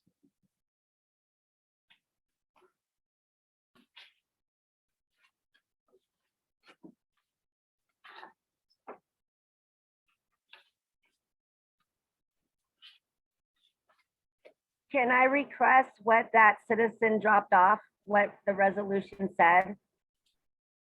It was a copy of a resolution, as an example in Cowlitz County that basically just stated that the Board of Commissioners in Cowlitz County were not requiring vaccinations for county employees. Along with a petition and I think a sample of a potential resolution that the board could pass in Klickitat County. I think any discussions we've had on requiring vaccinations for employees, the board has not been in support of that. So we are in effect doing the same thing. And Sherry, this is what I see your signature on it, so it's the same thing that was provided to you. Okay, I just wanted to get clarification. Would you, commissioners, be writing similar resolutions for Klickitat County? I think that's something the board will have a discussion. I think from a practical standpoint, that is the position of the board now. Yeah. But the board will have a discussion later, not during citizen comment. Thank you. Thank you. Okay, we are still in citizen comment. So if anybody wishes.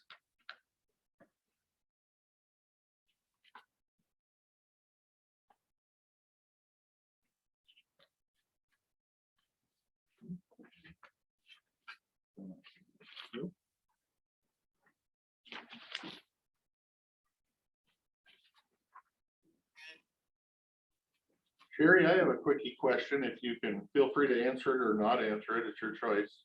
Was this the petition that they were signing out on the protest last Wednesday? So what I understood it to be was just a rally of people to have request medical freedom.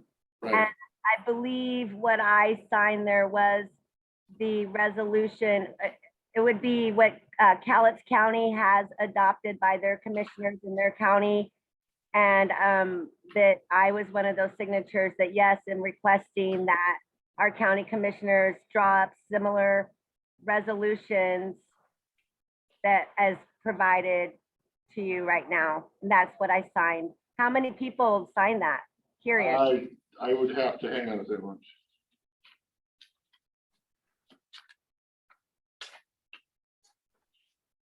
I would wild guess 100, just based off the numbers that are on this. I haven't individually counted them, so don't hold me to that. It could be plus or minus 20, but I would say 100. That's a good showing of voices. So I really do hope the Well, commission. that's why I was asking if this happened in one day, because 100 signatures in one day is a lot better than 100 signatures over 4 months. So. Yeah, you would have to ask the people who collected it. There was quite a few that happened at the rally of the freedom, medical freedom. Thank you, ma'am. Okay, we are still in citizen comment. If there is somebody on Zoom that wishes to address the board, this is your opportunity. If you just joined us, which no one has, so you know how this works. Yes, sir. Well, I'd like to get an answer from you. When we all applied to be on the Board of Adjustments, you won't let us be on the Board of Adjustment. But yet, because we're supposed to have a bias against solar, and you can remain on the Board of Commissioners and make decisions about solar when you have a bias in favor of solar. So let me ask you. I don't understand how the rules are So different. what would be the, first off, you are, at least from my perspective, you are taking snippets of statements and weaving them into a narrative that supports your point of view, which that's fine to do that. When I have said repeatedly, I've said it multiple times, where I support industrial solar in Klickitat County. I have also caveated that with, because that is the actual adopted strategic economic development plan of the county, which I support, which has a whole bunch of things in it, including industrial scale solar, a whole bunch of other things too. So does that mean I can't make that statement? I would have to recuse myself on any item that came up that dealt with, that is mentioned in the county strategic plan. That doesn't seem very practical. It is also nothing is coming before me at this point. A conditional use permit will not come to the Board of Commissioners. It will come to the Board of Adjustment. And from a practical standpoint, if all three commissioners are not, have to recuse themselves, who is going to hear anything? Hearings examiner. I guess a hearings examiner That's is, what happened to under canvas, and why didn't it go to the Board of Adjustment? Went to a hearings because examiner. it went to a hearings examiner, Why did it? because the majority of the board had chosen to either say they weren't going to hear it, or they felt like they Recuse could, or themselves. recuse themselves. So there was not a majority of the board to hear. And so if that happens in the future, that's what would have to happen with any issue that came before the board. If the majority of the board is unable because they are biased or feel like they need to recuse themselves, that is what will happen. So you think that you can make I'm not going to impartial answer that. I decision am on not solar? on solar in general. Absolutely, I can. So why couldn't I make an impartial decision as a Board of Adjustment member? You say you can, but you don't believe I could. Because it would sit 100 feet away from your house, and I think that would Right. institute a conflict of interest. 100 feet from my house. The property that we're talking about is on the other side of the fence. Well, what happens when it gets near your house? Obviously, I would be recusing myself if it was on And my then it neighbor's would go, property. it should go I before the Board of guarantee you, Adjustment, if not the somebody Board of tries to Commissioners for make a decision. motorcycle track or Yeah. something on the neighbor's property, I won't be voting on that. Right, Mr. Commissioner Anderson. The reason that it went to a hearings examiner was because the SEPA was appealed. Right. Okay, and when the SEPA gets appealed, it would usually go in front of the Board of County Commissioners. But in the under canvas situation, 2 commissioners were recused, so it had to go in front of a hearings examiner. And what you do when that happens, according to the rule or the laws that Mochi found that dealt with the situation, it becomes a combined hearing Right. for the SEPA appeal as well as the CUP itself. And that's why the hearing examiner heard both, because that's what he was required to do according to some obscure RCW that I didn't even know about because we hadn't actually been in that situation before. And that is the reason why.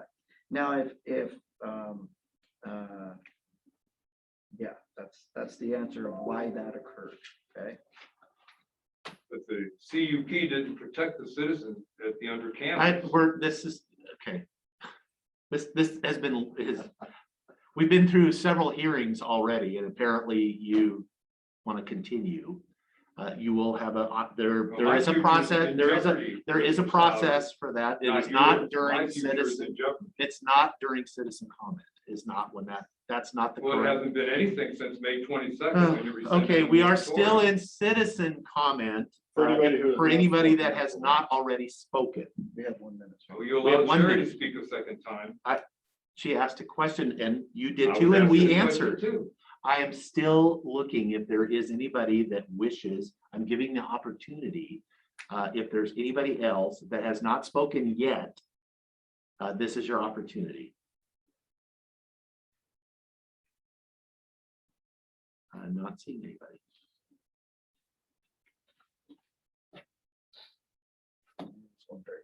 And it is now 1:30. The time we've set aside for public hearings, public meetings, and bid openings. We actually have none. And so, excuse me? There is no schedule. Yes, that we have no schedule. This is a time we did set aside, but we have none scheduled. Which brings us to a department update, adult probation juvenile court administrator, Mr. Larry Barker. Come forward, sir. If you would. Hi, Larry. Good morning, are you? Afternoon. Afternoon, sir. I like your mask. Excuse me. I'm not sure what all you really want to know. Our case numbers. Are about the same. Okay. So our case numbers are about the same. We're running about 350 folks on the adult probation side. We're running almost 25 kids on the juvenile side. Is that low numbers for kids? I mean, where are you normally at for kids? That seems low to me. Well, actually, for juveniles, it's about average, about right. Adults about right at 350 normally year over year. That's usually what we've had. We had 750 when I first started. Oh. That was a handful. How long do people usually stay on probation? What's the average length? So on the adult side, people are on probation generally for 2 years or until they complete all of their court obligations. So the court may order them to attend treatment, domestic violence panels, all kinds of things, community service. And so once they've done all of that successfully, then we will place them in what's called bench probation, where we don't actually see them face to face. They don't come to our office, but we do routine criminal background checks and just making sure they're staying out of trouble. And for the most part, that works really well. So on the juvenile side, 6 months is about the average when a kid comes to court and the judge wants them to do some things or they're on supervision. So we usually keep them about 6 months. Some of the minor offenses will be 3 months. Some of the more serious offenses might be a year, but a year is just about the maximum unless they really screw up, and then we extend that. So that's about all the time that we have with them. So and to be honest with you, I really missed that. That's where I started out, was working with kids, and even over there, occasionally I'll be able to find a kid that's not with their supervising probation officer for a minute, and I'll sit down and have a chat with them, which is what I used to do for many years, and I miss that. It's a good opportunity to get with the kids, find out what they're thinking, where they plan on going, what they're going to do. So anyway, and that's kind of the way we consult probation in both departments, actually, is we strike up a relationship with people. We talked about where they're going, what they're doing. Our drug court program is probably the most successful in the state as far as recidivism, although that's going to probably come to an end. So Mr. Cannell doesn't particularly want the program anymore. Which the alcohol treatment program? It's actually drug treatment, but we include alcohol. But it's out of Superior Court, and it's people who have been committing crimes basically to feed their habit. So they burglarize a house, they sell the stuff to pay for their dope, and then it's that kind of people who have been in a just. Do they only get sentenced to that? Is that like a diversion? It's a one-time only, you get it once, and if you succeed, great. If you don't, fine. Or do people that re-offend get put back in that same program? We have not had a person get put back in the program. I think it might be possible, but nobody really counts on that. We advise our clients that they don't have an opportunity to come back. I think if they had a smart attorney, they might be able to figure out a way to make it happen. But we don't have that much of a problem with them. Once we get them in the program, and that's a 2-year program, they meet with us every week. We UA them every time we see them, whether it's at home or in the office or wherever it is. So they know that we're going to be on their back. What's the washout on that? I'm sorry, couldn't hear you. What's the washout percentage on that? How many people, fail their UAs? Oh, it's drug court, so we kind of figure in that they're going to fail a UA once in a while. Probably 85%. Well, no, it's not really that high. Probably about 30%, I would say That's, to me, that's super low for drug. we have People that five have and drug a problem have drug problems. yeah, So that's a low number to me. it's it's a remarkable program. It works really well across the whole country. It just works really well. It gets people back on the straight and narrow. I've watched so many guys come in that are at the rock bottom. They get clean and sober, they get their families back, they get their jobs back, they get their kids back. And it's just an amazing transformation to be a part of. That's the most favorite part of my job, is sitting down across the table from these guys and watching them go from below nothing to having jobs and families and doing well and staying clean and sober. So that's why I keep coming back to work. It really is. And we have that philosophy in both probation departments. We want people to succeed. We don't want them back. And we do whatever we can to make sure that happens. So we have a 4.5% recidivism rate for the drug court, which is, I don't know anybody that comes even close to that. We're running about 10% for all the other programs, which is still really low. Most probation departments think they're doing really well at 40 and 50%. I don't like that number, and I would rather see people be successful and not commit crimes. Because committing crimes means there's other people out there, there's victims that are also suffering from what they're doing. So that's been our approach, at least mine, since I've taken over the realm or the reins of both departments. We make sure that the people are getting the help that they need, and we're turning lives around. Did you, I wasn't taking notes when you were talking. You said 4% recidivism for youth and 10% for adults? 4.5% for drug court, Drug court. and all the other ones that are about 10%, both adult and juvenile. Okay. They're really low. Can you elaborate a little bit on the juvenile probate as far as what the, what's the typical interactions, how that works exactly? Because I've often kind of wondered about, or not wondered, I mean, you've come in and we've talked about it before, but I just really want to understand what, your folks, what a typical day looks like. Sure. So Yeah, these are not, and I understand, these are not the honor roll kids. These are not, I mean, yeah.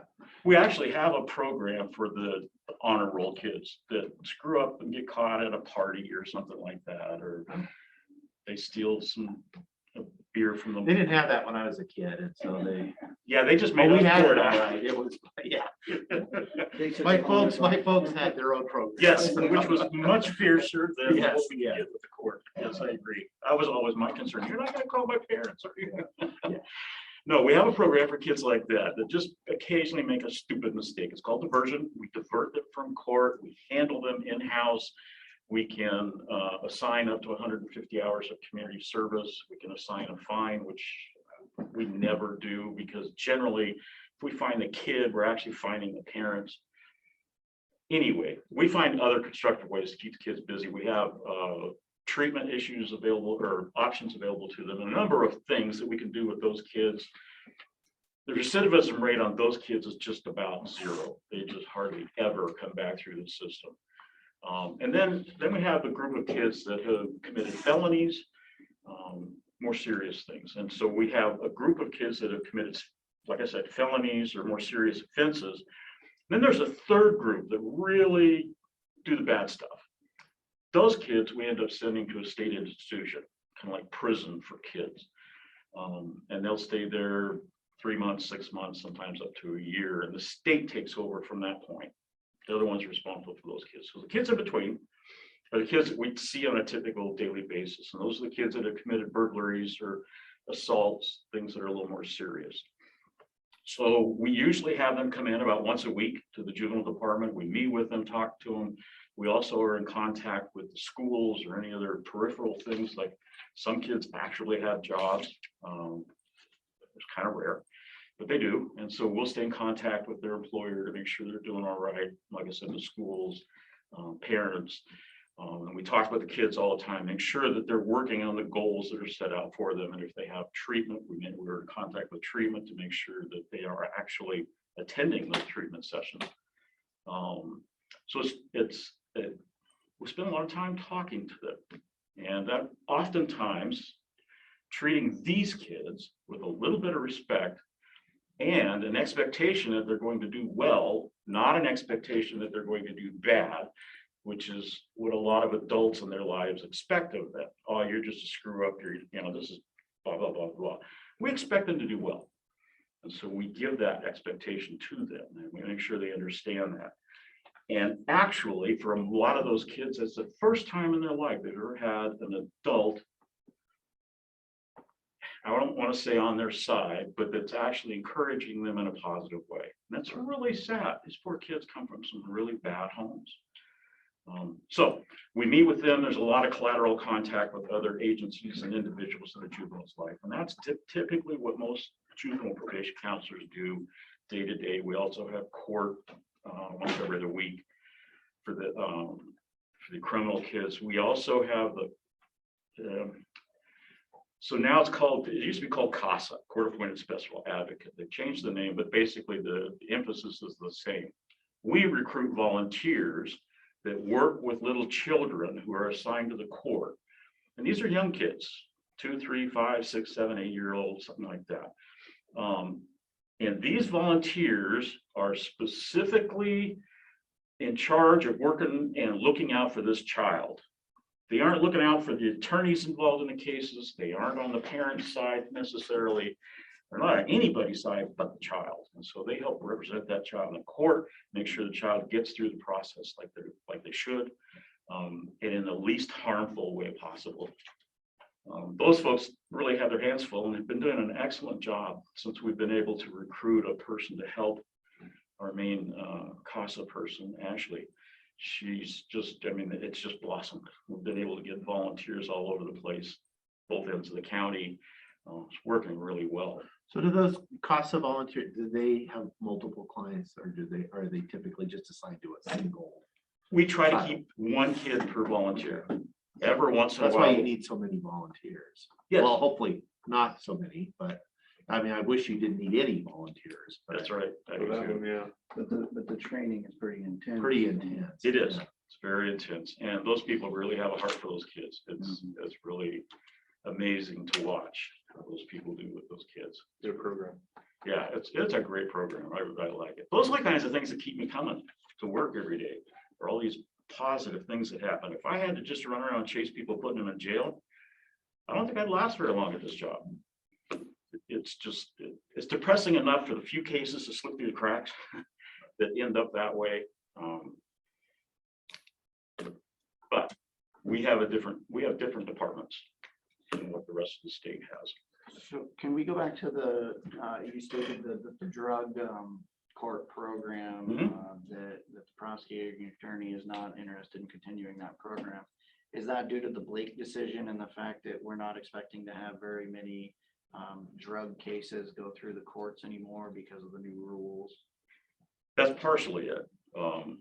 However, part of the Blake decision and the ensuing legislation states that the first course of action has to be to get these people in treatment somehow, or get them hooked up with social workers somehow. They haven't figured out that mechanism. So I've been trying to get with law enforcement, other people, players in the game. We're set up for that. We already do that with drug court. These people come in, we get them into treatment.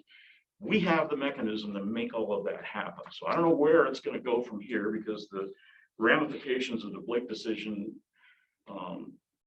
the legislation hasn't followed it yet. I think there will be this winter, but enough of it hasn't followed to the point now where they've got all these people that have paid all this money that the state's supposed to pay back, but nobody knows how to make it happen. So there's millions of dollars that are going to have to be paid back to these people, and I don't know where that stands for Klickitat County, and I'm hoping that individual counties won't have to cough up that money, that'll have to come from the state.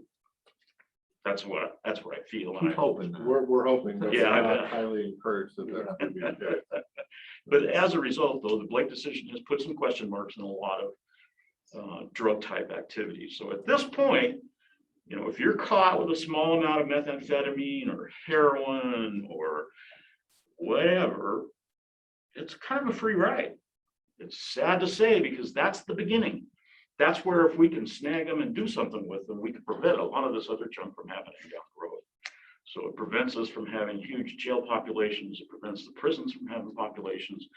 But we have to have a mechanism in place to catch those people. And I don't mean it like in a bad way of catching them, but a way to snag onto them and get them into the help and services that they need. And we actually have some pretty good services in Klickitat County, which has been very surprising to me. Before I lived here, I lived in Spokane and other big cities in the States, and resources we just took for granted. Public transportation, all those kinds of things. It never mattered. I come here and oh my goodness, we don't have anything. And so, but Comprehensive has done an amazing job with our drug and alcohol treatment programs. We're very satisfied with what they're doing, and I hope they stay around. They're the only resource that we actually have here. We sometimes are able to put people in inpatient treatment. Just talked to a guy just a few minutes ago that's going to an inpatient treatment program tomorrow. He'll be gone for 30 days. That's as a result of working with our local comprehensive healthcare. So they've been the ones that have been able to find that bed for him and get him in after we've been prodding them. Right. It Other works. questions for Larry? I do, I want to, I almost said circle back, I'm sorry, back up a little bit. Okay, you can say circle back. I did, no, That's been forbidden to be that's say a that. forbidden, yeah, no. Okay, Yeah, let's circle back. we'll circle back to that later. You said there's about 350 adults on probation. You have 2 adult probation people, right? Correct. Or is is it still a 1.5? No, Or is it's it- 2. It's 2 full. 2 full, yes. Because I know for a while, or if I remember right, sitting in the back of the room, it was 1.5 or something. And then how many youth probation officers do you have? We have 4 total, but there's it's like they're divided in half. 2 that handle all of the court and felony cases, 1 that handles all of the diversion cases that I mentioned. And then there's actually the other one, the 4th one handles the truancies. And we have 2 programs. Most of the like specialized, Yes. depending on what. Yeah, so there's times when kids are they're just in trouble, but they aren't in trouble breaking the law and they aren't in trouble enough to be classified as truant, but they or their parents need some help.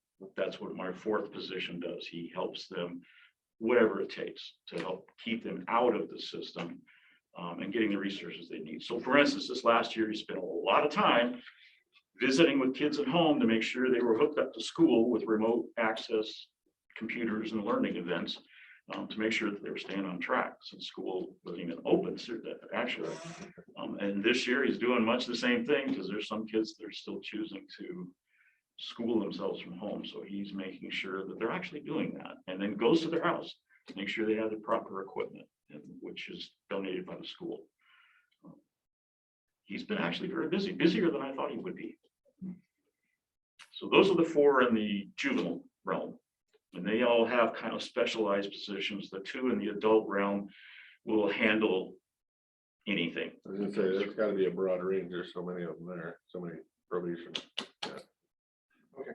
Those are- Anything else for Larry? No, that's it for now, I guess. Thank you, and feel free Go to forth and do good work. Oh, thanks. And I'll see you on Thursday. See you on Thursday. Thank you. Bring cookies. Do not bring. What's that? I Do said not bring cookies. cookies. No. I'm trying to get bribes. They won't let me have any bribes. So good. Yeah. Have somebody show up. Okay, that brings us to Executive Director Derek Bryan from the Washington County's Risk Pool Programs and Services is going to give us an overview of the programs. This is the other risk pool. And he is there. He is there. Okay, let me look. Good afternoon. Hi, I'm here. Can Hello? you see me and hear me? Yes, we're good. All right. Well, thank you, commissioners, for having me back out or giving me an opportunity to get back on your schedule. Thanks to Lee also for staying in touch with me since I was out in June. I think I was going to share my screen, so I'll see if I'm able to actually do that if I can. Let's see. If I start my slideshow from the beginning. Yep, you got it. Is it up on for you? Yes. Still? Yep. Okay, good. We're all getting so good at this, so. Yeah, well, I surprise myself every time because I'm That's not like that. still not feeling that good about driving, but thank you again for having me back out. I know last time I was out, I think it's really great that the county's looking at, we're not really a sales and marketing group, so this is kind of new to us. We don't go out and seek out new counties to join the pool, but we also understand sometimes our county members look at options. Other counties that are in the other risk pool look at options. So we don't really feel like it's a adversarial relationship with the other risk pool. We completely understand. So we appreciate that you're looking, and I appreciate the opportunity to kind of just tell you a little bit about the risk pool. As I said, I was out in June, and at that time we were right in the process and sort of in the throes of renewing our coverage. We're an October 1st effective date or fiscal year. And so at that time, I think there was kind of an understanding, maybe I can get back on your schedule and share some final information with you that shows maybe not exact quote, so to speak, as they would call it, but at least give you some idea based on your worker hours, based on what we use for underwriting, to give you an idea what, if you were a member now in the risk pool, what that would look like. Because I know money is important and money is critical when you're looking at options. So see if I can make this slide keep working here. There we go. So I always like to start with this slide and kind of follow. When I first came here, we really decided at that point the mission statement of the pool was really what drives this organization. They created this pool in 1988. This was the mission statement, and it continues to be the mission statement, and it doesn't need any more and any less. Basically, we have three missions: to provide comprehensive and economic risk coverage, to reduce frequency and severity of losses, and when there are losses, to decrease the cost incurred in managing those. And so what we've tried to do as an organization is continue to make those our focus. And so as we move through, I'll look at these as I go. So you see this first one here is providing comprehensive economic risk coverage. Some of this will be a repeat for a couple of you. I know Chairman Sauter, I think, wasn't there when I was out before, so this is a good opportunity for him to see a bit of this, but maybe a refresh for the others that are here. We also are trying to organize this pool in a way that counties can join the risk pool or be members, even existing members can be in the risk pool, can take part in the sort of required liability coverage, the general pooling program that we had when we started, but then with options to take part in property coverage, to take part in the cyber coverage, to take part in terrorism. And then I'm going to show you the crime coverage and optional excess coverage as well. And that way, some members may want to join the pool, but maybe they go elsewhere for a different type of coverage. It's not an all or nothing type of organization. So if I look at these, you've got four basically coverages here that I just described. Our general liability coverage has 20 million in limits that everyone gets when they're a part of the risk pool. We also have 5 million excess of that. So some counties participate in an optional, I think about 16 counties participate in an optional $5 additional $1 million limit. That gives them $25 million total in coverage. But the remaining members, the 10 others, only take the first $20 million. And there's various reasons, and I'll talk about that in a slide or two later about why one might choose that $5 extra million. The pool carries a $2 million self-insured retention, so we have that control and ownership. We pay all claims that are the first $2 million. And I think there's a real benefit to that. One is there's no commission paid to our broker, for example, for that first $2 million because it's self-insured. And so there's no reason for them to find us coverage within that lower layer. We're not a heavily insured program. We're heavily self-insured, at least having a $2 million retention. We certainly are. County deductibles range from $10,000 up to $500,000. So counties can choose those. You take a reduction then in the price based on that deductible. Obviously, then you're retaining some of the losses yourselves. First party property, large limits, 500 million total. On that one, the pool only takes $100,000 deductible, we actually call it, but it's sort of treated like an SIR where we actually manage and adjust the claims ourselves. Same thing, counties choose deductibles from $5,000 to $50,000. Cyber coverage, I'm going to talk about that in a little bit in a slide later. It kind of blew up on everybody. It's gotten to be a really expensive coverage. Some of the big ransom cases and cyber hacking cases have been really expensive. But we have a $2 million limit per occurrence, 10 million aggregate. So 10 million for the total for the year. That's per member. That's not for the collective group. $250,000 pool retention on the cyber. So the pool takes the first $250,000, and then no county deductibles at this point. We haven't gone to the extent of asking members to take any deductibles. It probably wouldn't go to that we would ask them to. I think some counties may want to know what it would look like if they took a deductible, what that price difference would be. So it's something we talk about. And then of course, terrorism. The reason we have terrorism standalone, we have a separate coverage, is because terrorism coverage is excluded on general liability, property policies, and insurers. Obviously 9/11 had a lot to do with that. They exclude terrorism claims that are stem from terrorism. But those same insurers will offer terrorism coverage through the Terrorism Risk Insurance Act that the Congress has passed over and over again, which allows insurers to say, we're excluding terrorism, but for an extra premium, we'll add it back to the coverage, and you can buy terrorism as an add-on. For years, we were buying that extra coverage and just saying, sure, we'll check the box that we'll take terrorism on all of our coverages. Well, when we looked outside at just a standalone terrorism coverage for the same coverage, the price was like a third of what we were paying by adding it on to those. So we now reject the terrorism coverage on all our other policies, and we just buy a standalone terrorism coverage. So it's very rare that you'd see a terrorism claim, but it's good coverage to have. We pay, I think each member total for the terrorism property and liability, they pay about $1,500 a year each for that coverage, their share of that.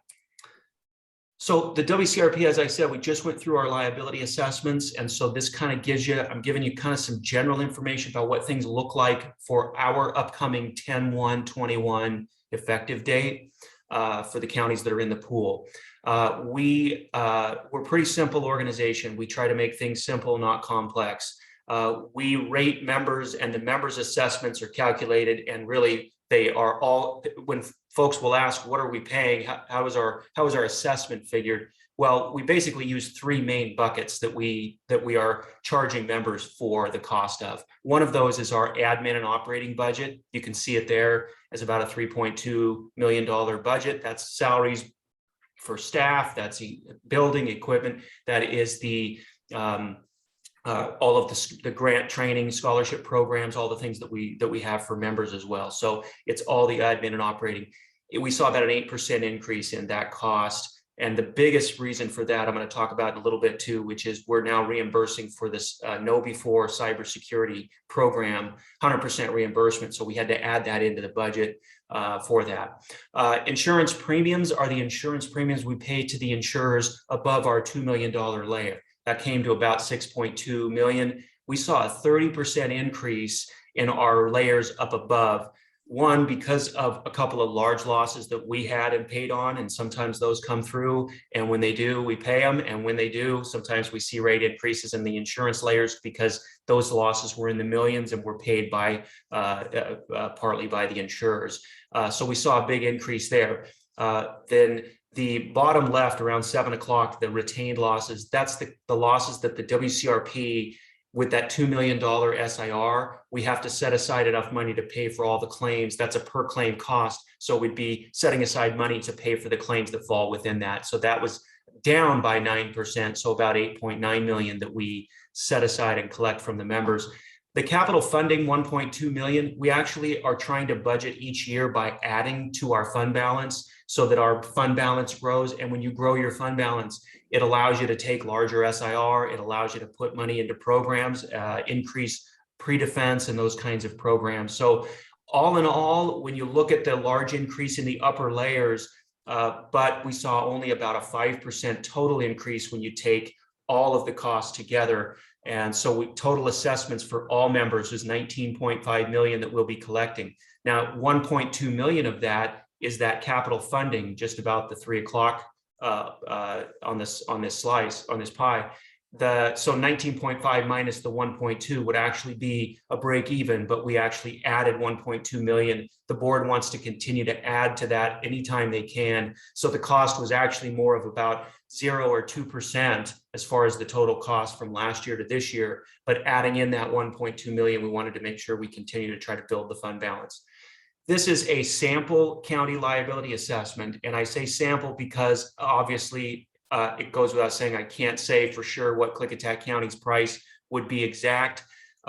because we'll need to look at a loss run and some of that stuff as far as, actually joining the risk pool. But based on the worker hours that I know you have, which is the second column in there, 491,360.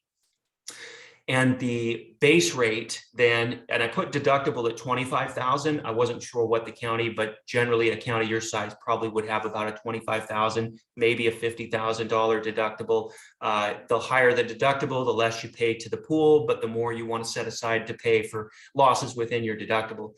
The base rate, that 1.129, that's the base rate that everyone starts with across the board. So that was our increase, or our cost per worker hour. So essentially, if you want to just do the math on this, you could take your total worker hours, you could multiply it by the base rate of 1.129 per worker hour.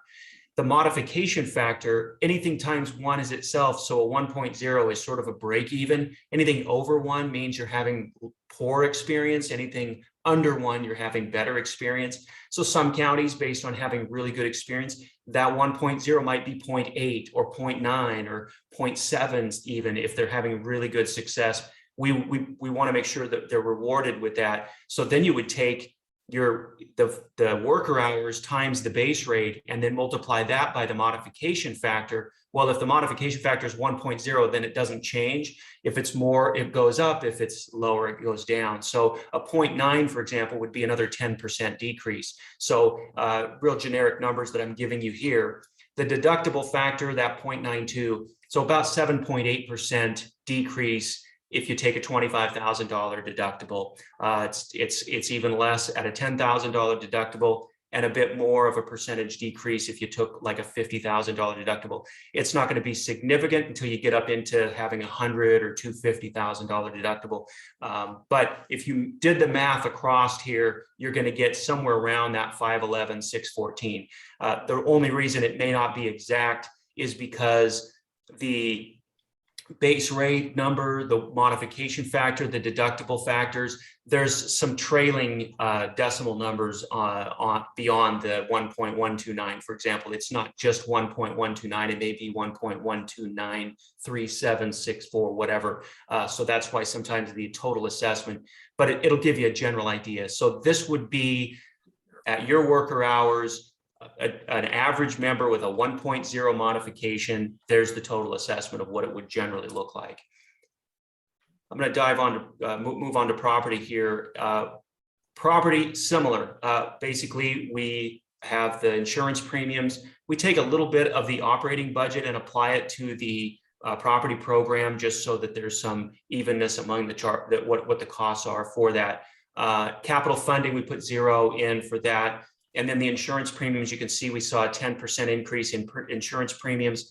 4.8 million is what we pay to the insurers for premiums all above our $100,000 pool layer. So 10% increase in our retained losses. Again, when you have a $100,000 pool deductible, the 600,000 there that you see right around 2 o'clock, that is obviously going to be a lot lower. The lower deductible or retention you have, and the higher it'll be, the more you take on. So you can see 10%, 10%, 10%. We're looking right around a 10% increase for the property program. So if I took a county such as yours with a total insured value, we divide it by 100. So it's a per $100. So you see that fourth column over from the left says total rate per 100 TIV, 0.149. That's the rate that sort of somewhere falling in the middle. It's really difficult with property to give you a general idea, to give you a solid price. And that's because we'd want to see where buildings are located as far as flood. We know that you have limited earthquake, if any, exposure, but maybe there could be some buildings in a flood area. We separate out the flood costs. And some of our members have seen an increase in that because it pays significantly because of the flood. We've had a couple of members actually even leave the risk pool because the flood prices through our program were a little higher.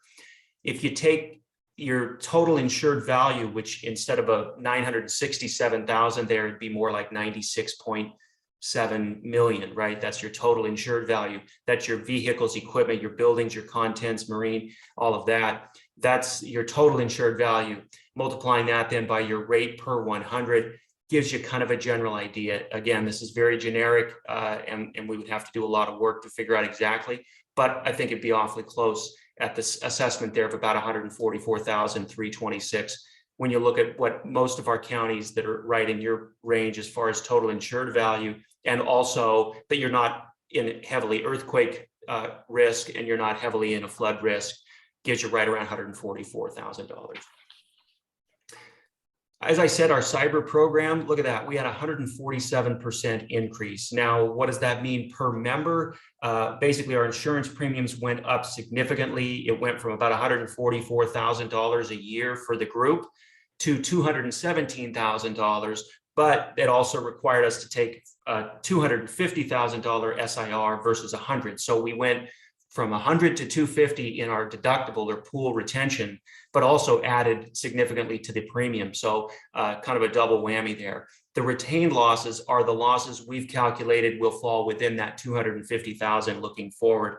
And so there, that's where you get our total assessment for all of our members, 567,500. We have always just taken the total assessment or the total cost of the cyber program and just divided it evenly among all 26 counties. We don't feel like that's working anymore because when it was really cheap, it was really cheap for everybody. But a small county versus a large county, we need to make sure that we allocate that right based on your size. For one county, a $10,000 or $20,000 charge is not too much, but for another county, that's a big chunk. And so we want to start working toward going away from the equal share allocation and going toward using some kind of methodology. Well, we're using operating budget, which I've inserted yours there. And that's not your overall budget with all of your capital projects and everything. This is just your operations budget, 18.3 million. We're starting to go toward using operating budget, but we don't want to just do it all at one time. So we're going to start doing it gradually. So we're still going to do partial equal share and partial operating budget so that eventually we'll go more toward operating budget until we use all operating budgets and no more equal share. But it's kind of a method for not having everything change all at one time and some people's prices just go sky high. We want to make sure that we ease that in over time. So average assessment for our members is running right around $20,000 based on your operating budget. I would, if you were a member now, you'd probably see around $19,257 for cyber. A whole lot worse than the $8,800 or whatever it was we were paying last year. But it could be a lot worse also. And I do believe we're going to start getting our arms around this cyber issue and start driving down the cost of that as well. I talked about the optional excess coverage, which is that 5 million on top of the 20 million. Basically, it gives you 25 million in limits instead of 20. Jumping right to the brass tacks on the bottom right is the price. So at least while you're looking at this or listening to me, you at least see based on your worker hours, you'd be looking at your share of that about $6,766 for 1 year, 5 million excess of 20. Now, some say, why the more insurance you carry, the more the plaintiffs are going to ask for. Probably some truth to that.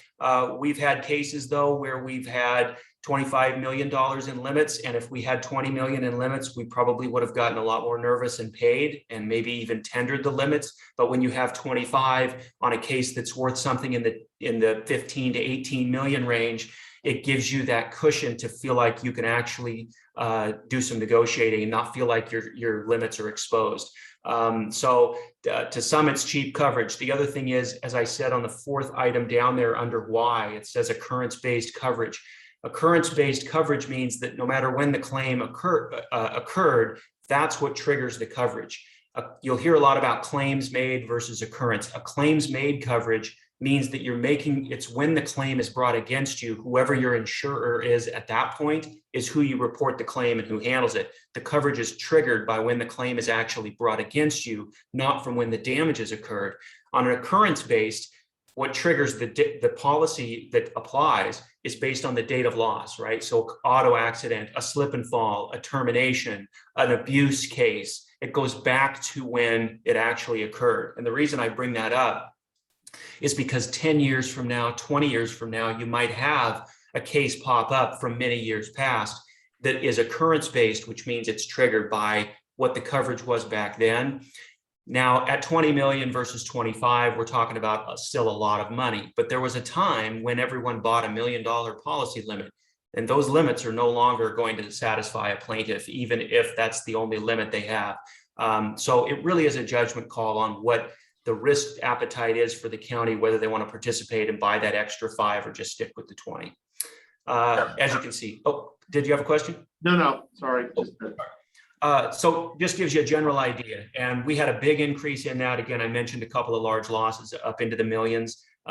These things happen. I'm going to talk about that a little bit as well in a later slide about the aftermath of those claims and what we're working on legislatively. We also have just decided that we would like to start offering a group purchased crime coverage. Now, some counties, and yours may as well, buy crime insurance or have a crime policy. We had a handful of members that did buy their own optional or buy their own crime coverage, government crime. We had quite a few counties that did not buy crime coverage. And when we asked why, they asked why they need it. And so here's a great example. The why there, I have 3 items listed. Number 1, money, cash, and securities are not covered under both a property and a liability coverage. The reason they're not covered under a liability policy is because you don't make a liability claim on your own loss of your own property. It would be a property claim. There's specific exclusions to a liability policy that'll say this does not cover property owned by the county. With that said, then you would go to your property insurance, buildings, contents, vehicles, equipment. Well, there's a specific exclusion in almost every property policy that does not cover cash, money, securities, that sort of thing. So you have an employee that steals from you for a 10-year period. That is money that is stolen, and it's there is no coverage under the property policy and under the liability policy. And so a lot of folks don't realize there's a gap there between those 2 coverages. There is some cyber coverage for social engineering if it's the result of a cyber claim. But again, a theft by an employee over a long period of time. It's kind of I've used the example, someone drives their car through your building, gets out, and damages property, but steals money out of the safe as well, and then takes off. You have a lot of things that are covered there, but the money that was actually stolen is not covered. And so we want to it's very important that all counties really look closely, make sure that you have that gap. You may never need it.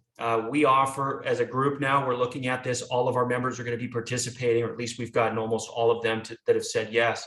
We have a $2 million limit per member, a $25,000 deductible per member. Obviously, it's going to be a rare occurrence that you find out that you've been stolen from, but if it's $1.5 million, which we've seen, 25,000 of that would be the member's deductible. It's well worth it. So we do have a fairly large deductible for you.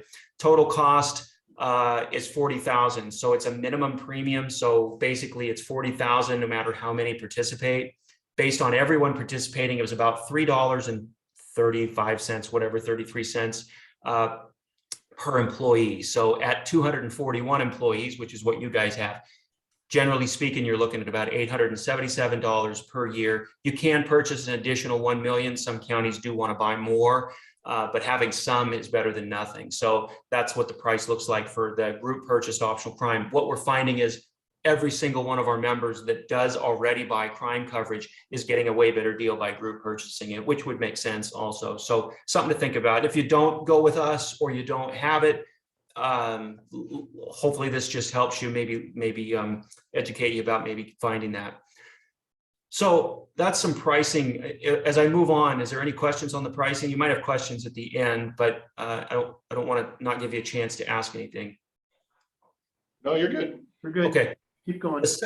The second piece of our mission statement is reducing the frequency and severity of losses. I'm going to go through this fairly quickly, but basically we made a decision a handful of years ago that I believe that risk management is the answer to most of our problems.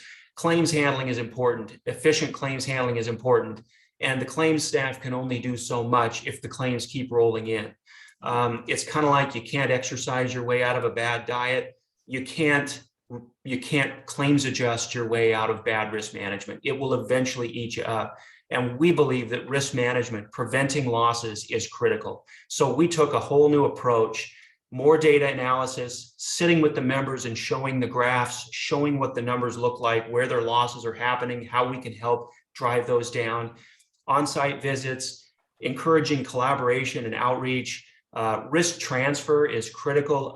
There is no better risk than transferred risk, meaning you sign a contract and you are asking them to take on all the liability, indemnify you, hold you harmless.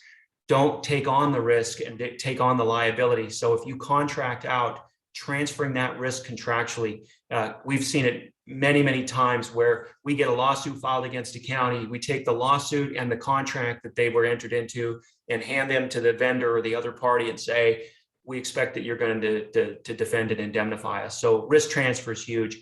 We focus on targeted risk management for 2 years. I've got 2020 through 22 there because we really took a hard look at law enforcement. And it wasn't just, we felt like we were constantly sort of chasing the symptoms versus trying to get to the core issues. And someone really had some great ideas when we were having some real in-depth risk discussions here about law enforcement. One of those was, it's about leadership and it's about getting the training and education to the right law enforcement leaders so that they can train their staff. Most of the time, something that happens where there potentially is a claim, they didn't know, they didn't have the education, they didn't have the training. So we're really looking at law enforcement as a leadership. And so we've been putting in a lot of training and pool casts and opportunities to get law enforcement with everything that's going on legislatively. You know, we would love nothing more than to not see some of these bills that are just so harmful passed. But we also aren't just going to shrug our shoulders and give up. We're going to do whatever we can to educate and to help figure out how do we combat some of these legislative changes. And of course, more education and training is critical. It's all about preventing losses from happening. Okay, Our if I can stop you for just a second. Sure, of course. Yeah. This is Rob Van Cleve. One of my duties is the risk manager for the county. One of the things I'm interested in finding out about, it may be later in your presentation or you can address it, you know, when you're done, is the data analytics and the sharing of results. I'm just curious to what kind of tools you employ to allow the risk manager and the prosecuting attorney to have real-time information on claims. Do you have monthly reports? Do you have a web portal that we can get in and see the status of a claim at any given time and what's been done, you know, where it's at? Can you talk about some of that at some point? I do. Yeah. In fact, in a slide or two, I'm going to dive into the claims piece and I'm going to show you actually a graph with some claims data on it. But to answer a couple of those questions, yes, we have not only a dashboard that we use that was so. For a lot of years, we've had a claim system that's sort of a bit outdated. We didn't have an upgraded version of it. We were just kind of getting by with it. But we also wish that we could do more with it. Well, one of the things that we are now able to do, we did a pretty significant upgrade this year, and we're getting the newest version of the claim system, which will actually do two things that are right with what you said. Number one, it allows counties access to that data. It may be read only. It may just be seeing how the file is going, where the reserves are, where the notes are, but giving some of our members that access so they can actually have a login and go into our claim system and see how's my claim going, what's happening, what are the notes, what's the latest that's been done on the claim. It's going to be critical when we have that. So that's a huge upgrade. But one of the things that upgrade brings, and we knew it was coming, was data analysis and being able to, with clicks of buttons, bring up a graph and show what your losses and show where your employment claims are and show what departments your auto claims are coming from, and being able to really yourself actually drive and look at that. In the meantime, we knew that that was a ways off a couple of years ago. And so our risk team established a dashboard, a data analysis dashboard on our website through our members only, but it's very accessible. Basically, it's kind of a workaround or a bit of a Band-Aid until we get that claim system finalized and upgraded and going. But it's a dashboard where members, same thing, you can go in, you can select your county and start narrowing down where your losses are coming from. But you can also look at other members and see where losses are. So I'm going to get to that in a little bit, Rob, but great questions. That's exactly what we're working on. What's the time frame for the full meal deal? October 1st, so just a few weeks, we're hoping to have it up and running. We're doing a lot behind the scenes to get everything migrated, and we're really shooting for a 10-1. One of the biggest reasons for that is we're also very heavy on paper still. We have paper claim files, but the system that we are going to is much more conducive to going to a paperless claim environment. We don't hardly even get US mail anymore. It's almost all PDFs and emailed attachments and claim forms that are submitted through to us. And so we realized, we need to go paperless, and this is the best opportunity with this new upgrade. It also has a great document imaging system. So you can take a PDF, you can drag it and drop it into the file, put a file note that applies to that PDF. And like I said, having members be able to log in and see what's happening is going to be critical as well. So 10-1, Rob, we're looking at. Thank you, sir. Thank you, Commissioner. So our member services program, I just spoke about frequency. We've got reducing the frequency and severity of claims. It really comes down to member services. We have an awesome member services team. We have a member programs focus, which is, and I'm going to talk about those individually here in just the next few slides. Scholarships, cybersecurity awareness, reimbursement. I talked about reimbursing for the Know Before program. We have a risk reduction, kind of like a grant program, but we don't call it a grant. But the Lexapol reimbursement, 80/80/80, I'm going to talk about in a second. Look at the training, 41 webinars, 2,400 attendees. We have online, still in person. We do a lot of training. And so there's a significant amount of education that we try to bring for the members too. I mentioned the word Poolcast. Poolcast is kind of a name we gave when it was actually before COVID and before all this Zoom technology was so prevalent. We actually felt like we wanted to make more of a connection with our members without having all these online or in-person trainings. We wanted to have an opportunity for members to just pick up the phone, call a conference line, and listen in while we have a discussion, while we speak with a special guest speaker, when we talk about an employment issue or employment claims. And so kind of was born this Poolcast, which after COVID hit, Zoom started being the new way that we did it. So it was virtual. And we would send a Zoom link out to all of our members and say, hey, on Thursday, the 10th or whatever, we're going to have a Poolcast where we're going to have a special speaker. You don't have to register, you don't have to pay, you don't have to do you don't have to even say you're coming or going or attending. It's free to attend, and it's through a Zoom link. And so then folks can just click and follow and watch, a half hour, a 45-minute, an hour. We just have done a bunch of them on law enforcement legislation. We're doing 4 law enforcement legislation Poolcasts with up to a couple hundred attendees have been present. The first was a general overview of the bills, the several bills that are really the most impactful for law enforcement from a risk management pool standpoint. Then we're taking those bills individually and having a few Poolcasts to focus on those specifics. So we've had some great success on those, but just ways that we're trying to find ways to drive down claims. So just our programs, we have a scholarship program. We pay for registration, sometimes some like a hotel or maybe if there's books or something involved, but scholarship similar to how you'd get like a college scholarship. It's basically a scholarship program. If there's a training that's not a WCRP training, but you want to attend, we've paid for all kinds of things for members to get training through other sources where they wouldn't have the money to do or can't get through the budget at the county. They can submit the request to us and we can get their scholarship approved. So we do several scholarships throughout the year. For example, LRI, the Labor Relations Institute in Yakima each year, will give out one and sometimes 2 per member for pay for their registration to go.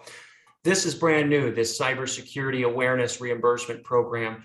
Basically, we recommend Know Before because it's kind of the premier and a lot of folks use it and have a lot of good things to say about it. But it's not an absolute requirement. There are other programs out there, but Know Before is sort of the premier. Basically, we decided let's pay for every single member 100% for their cost for their Know Before program, which is like a fishing education training kind of program. I'm sure your IT folks know exactly what this is. It's 100%. Sorry? We have it. Oh, good. So we would pay for it. So basically, I think the average is $11 or $12 per employee. I think for you guys at what I say, 241 employees. So you're looking at probably a few $1,000s that you probably pay annually. Well, it's 100% reimbursed by the risk pool. The risk reduction program, again, you can get up to $5,000 a year for sort of like a grant. A lot of times it's seed money to put toward a project or a purchase, but some counties will use it to put security cameras out where things are constantly being stolen. They might fix a handrail or sidewalk, or they may apply it towards something as long as it can reduce risk and drive down costs from liability and property or cyber. We encourage it. You can get up to $5,000 if the project or purchase applies to our targeted risk management. So we kind of focus on frequency, severity. We pick like 3 items a year that are our targeted risk management focus, things where we're seeing losses coming from. You can get up to $3,000 a year for non-targeted risk management related programs or purchases. The 80-80-80 Lexipol reimbursement program, this kind of just all of a sudden just developed here. And I know a lot of states that Lexipol works with have kind of taken this as a model. Basically, for a long time, we were trying to find ways to reimburse for this, but it was hard because if you just pay for the Lexipol program as a risk pool, but you don't verify that anything is being done to use it, that it's not being utilized, we found that we were just paying for some of this, but not really seeing that it was being used at all. Well, they issue policies and they also have daily training bulletins. And so we came up with the idea that if you can show us that you've issued up to 80% of the policies that are available to be issued by subscribing to Lexipol, and you've utilized 80% of the daily training bulletins, we will reimburse you 80%. We used to pay for 60%, but we upped it to 80% as long as you can show that you're issuing 80% of the policies and taking 80% of the daily training bulletins. We've had a lot of success with that. So I don't know what if you use Lexipol or don't, but for example, if it's $10,000 subscription, you'd get $8,000 of it back by doing the 80%. So that's another great program. Just like Rob's question on the claims, now we're getting into decreasing the cost incurred. Of course, risk management is critical, but you still have to have a good, solid, efficient claims team that can manage claims. So we actually, a handful of years ago, we felt like there was just some real heavy pressure on claims and litigation, especially in Washington state.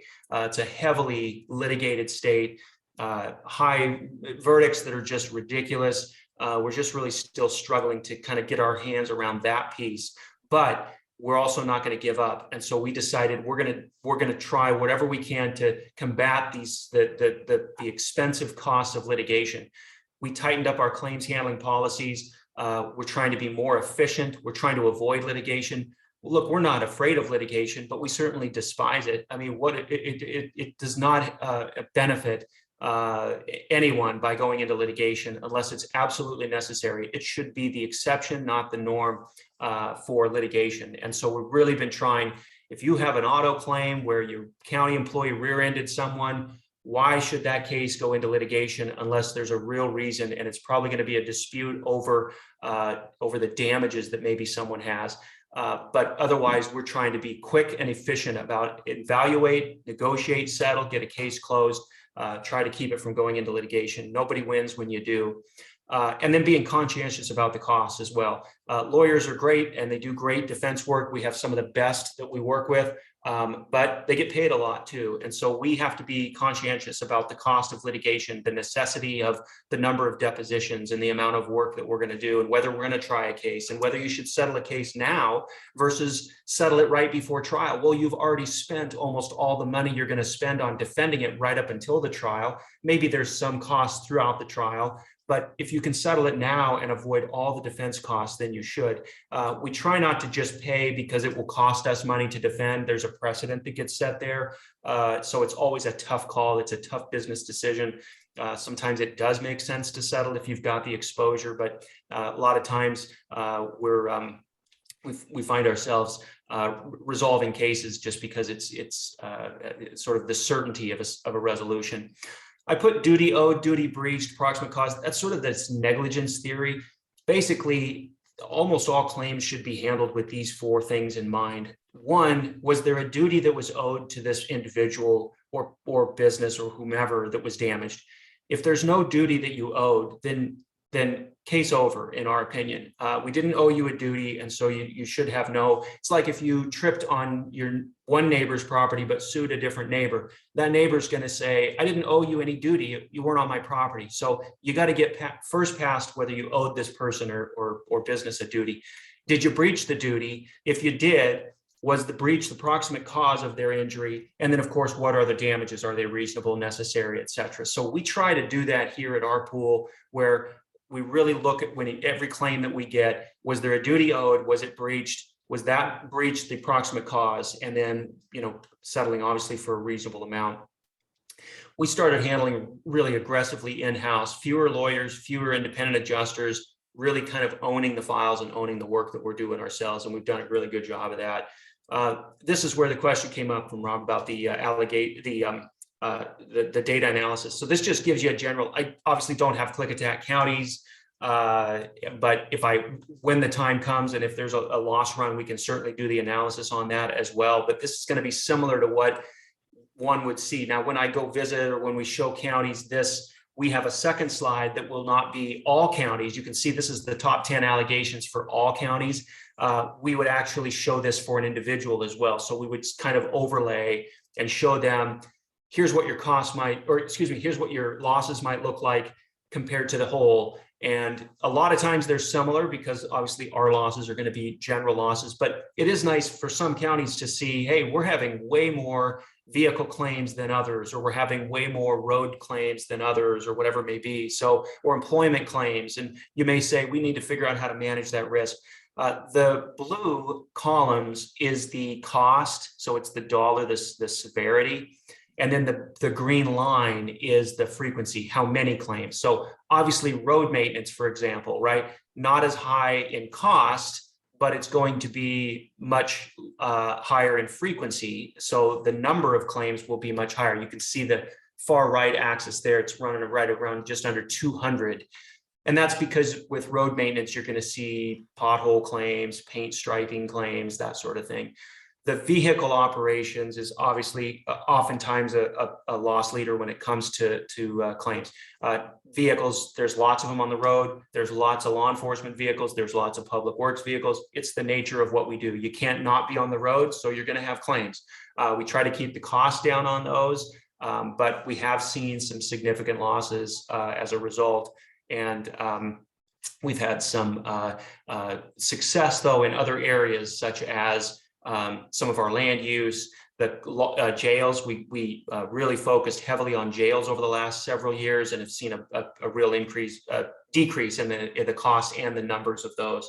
So this would be an example where we will show, here's frequency, here's severity, here's the number of claims, here's the cost generally for those. So you can kind of see what drives most of our losses.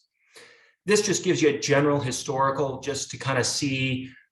It's probably not, it's only relative, I think, to compare to another of our same size and makeup. So it's really hard to say, well, what does another pool's claims look like? It's really hard to compare those and say that it's not really an apples to apples, but this just gives you a general idea of the work that we've done. We had kind of a real, I guess you could call it the COVID reduction. Things slowed down for sure. We were able to close a lot of files. So our total open claims and litigation went down quite a bit. You can see there the 240 for both, then down to 204, 203. We recently jumped back up, but that is largely due to some bigger cases that we've had where multiple counties are affected and we've opened up multiple claims for it, or an individual county where maybe there's 7 or 8 claims. We just, from a file standpoint, we don't want to lump those all into one claim, so we would open them up as multiple. I still think that 233 is probably high. It probably is much closer to the 200.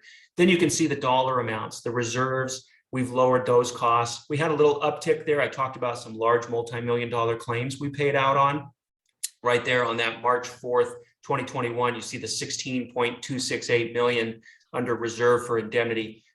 That was because of a couple of big claims that we ended up raising the reserves on and needing to pay out on. But then we dropped back down pretty quickly. So total, all in all, as of right now, we're looking at about 233 open claims. That includes litigation and claim. And keep in mind, that's not claims above members' deductibles. That's every pothole, that's every snowplow hitting a mailbox, that's every person driving over paint striping, and every fatality and every large claim as well. So 233 total claims for the pool, and about $9.4 million in total open reserves on those files. So a lot of really good success that we've had.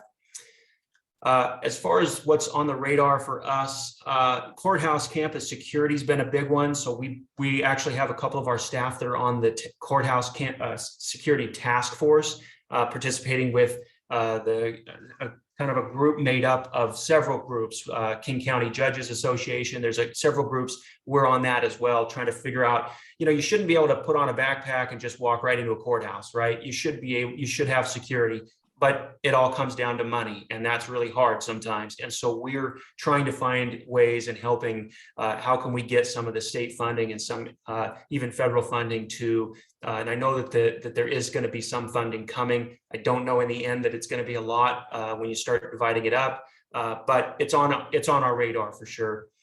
We always focus on employment claims. It's been we feel like we've had a lot of success with it. I hate employment claims. It's kind of like Public Records Act claims. I don't mind losing, but I don't like losing on a technicality. And I feel like a lot of employment claims are the result of a technicality, right?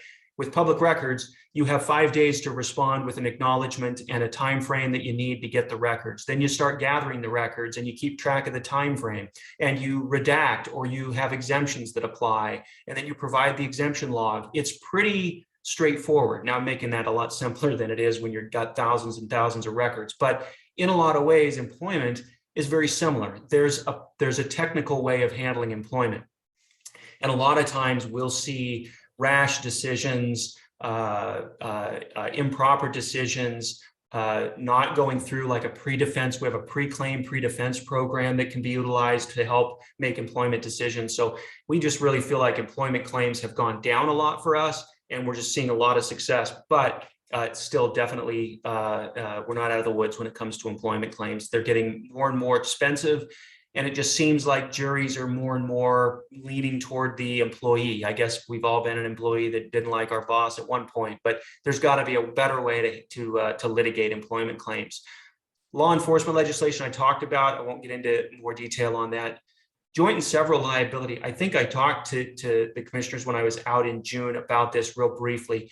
It's something that a lot of folks don't know about. Joint and several liability, in the real lay description, is if there's more than one at-fault party that's at least some degree of fault for a non-at-fault party's injuries, both of those or all of the at-fault parties, regardless of their percentage of liability, they all financially have to contribute until that injured party is made whole. What that means is that even if you're 1% or 5% or 10% responsible, but you just so happen to have a lot of money, and the other person who's largely responsible doesn't have money or has minimum insurance or whatever, you're going to have to pay for the whole thing up until that person is compensated or you also run out of money. Joint and several liability mostly applies to like road claims or auto claims typically. An example would be those claims we paid out on, the large multi-million-dollar claims. You have an individual driving a car with passengers in the car. The passengers, they have an auto accident, they have an accident. Speed is a factor. There's lots of reasons why that claim occurred and why it happened. The driver of that car is probably 80, 90, 95, 99% responsible, maybe all responsible, but you don't know how a jury is going to come back. The two injured or killed parties that are passengers, they're innocent or fault-free. And so their claims and their value of their claims have to be paid collectively by the at-fault parties. So the county, for example, could have been found to be 5% 1%, 20%, whatever, for road maintenance, for not salting the roads, for not putting up a guardrail, for not clearing trees. The list goes on of what it could have been. But because the driver of the car either has no insurance or minimum insurance, and it's a $20 million verdict, the county ends up paying the entire verdict. And so joint and several liability is very damaging to the insurance industry for sure. And it can be very impactful on rates and on costs. And that's why we saw such big increases in our costs. So we're looking at ways to try to get some momentum and traction with the legislature on at least educating them. It may take a few years to keep educating about how impactful joint and several liability is. And it's all good and fine when it's government money or taxpayer money that's being used to pay multi-million-dollar verdicts or settlements. But what if I've earned money my whole life and saved tens of thousands of dollars in a bank account, and then I have that same accident where maybe someone turned left in front of me and they found me 1% at fault because I was speeding or whatever it may be, right? I could end up paying and spending all of my money for this fault-free party because the person who's mostly responsible doesn't have any money. And so there's a fairness there. And it's something that we're looking closely at, this joint and several. It's the reason we paid those large multi-million-dollar claims, and it's the reason our rates went up significantly. Property losses, we're just always looking that, you know, if the liability industry is a multi-million-dollar industry, property is a multi-billion-dollar industry. There's billions of dollars. We have $3.5 billion in total insured value. You're one fire loss on a $3 or $5 million building away from seeing huge increases in premiums and huge costs. So we're really trying to focus on property claims and trying to prevent those large property claims, especially fires and stuff. Cyber, I already talked about. Ransomware, it's a big one. The insurers are starting to limit ransomware coverage. They're starting to limit social engineering limits. So we're trying to focus on cyber as well. And that's why this reimbursement program we're doing is critical as well. So I think I've shown you this slide before. I did last time I was out, but basically we're financially very strong. We do a really great job. We've built a fund balance. We try to keep that and use those funds for adding programs, for keeping rates stable. So when the market sees a huge increase, we can use fund balance. I talked about putting $1 million into fund balance and actually adding $1 million to our budget. Well, there's been years where we've taken $1 million from our fund balance. So we actually collected $1 million less from the members and used fund balance to help so that we keep those rates stable instead of these large ups and downs that you see with insurance. We just believe our hands-on risk management is going to be critical to the future, not just the immediate future, but long-term.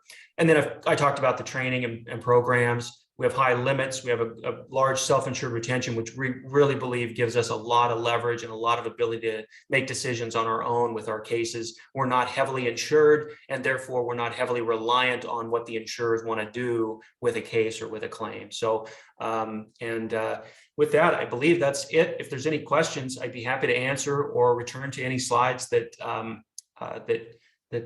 you wanted me to. Thanks, Jerry. I would ask. Go ahead. Now I'm asking you to maybe see if Mr. Fennell's on. Fennell might have a question, may not. I don't know. What's the question? Anybody in the room that might have a question? Is there anything right now? I did have a question, and I will also ask if the prosecutor's on, if he had some questions as obviously part of our risk team. But as we, obviously we're with the other pool, there would be as we, we're just trying to be good stewards of county resources and look at our options. If we chose and we were what would the process be for changing pools? And I've been through this before, so I know it's a lengthy, there's a year.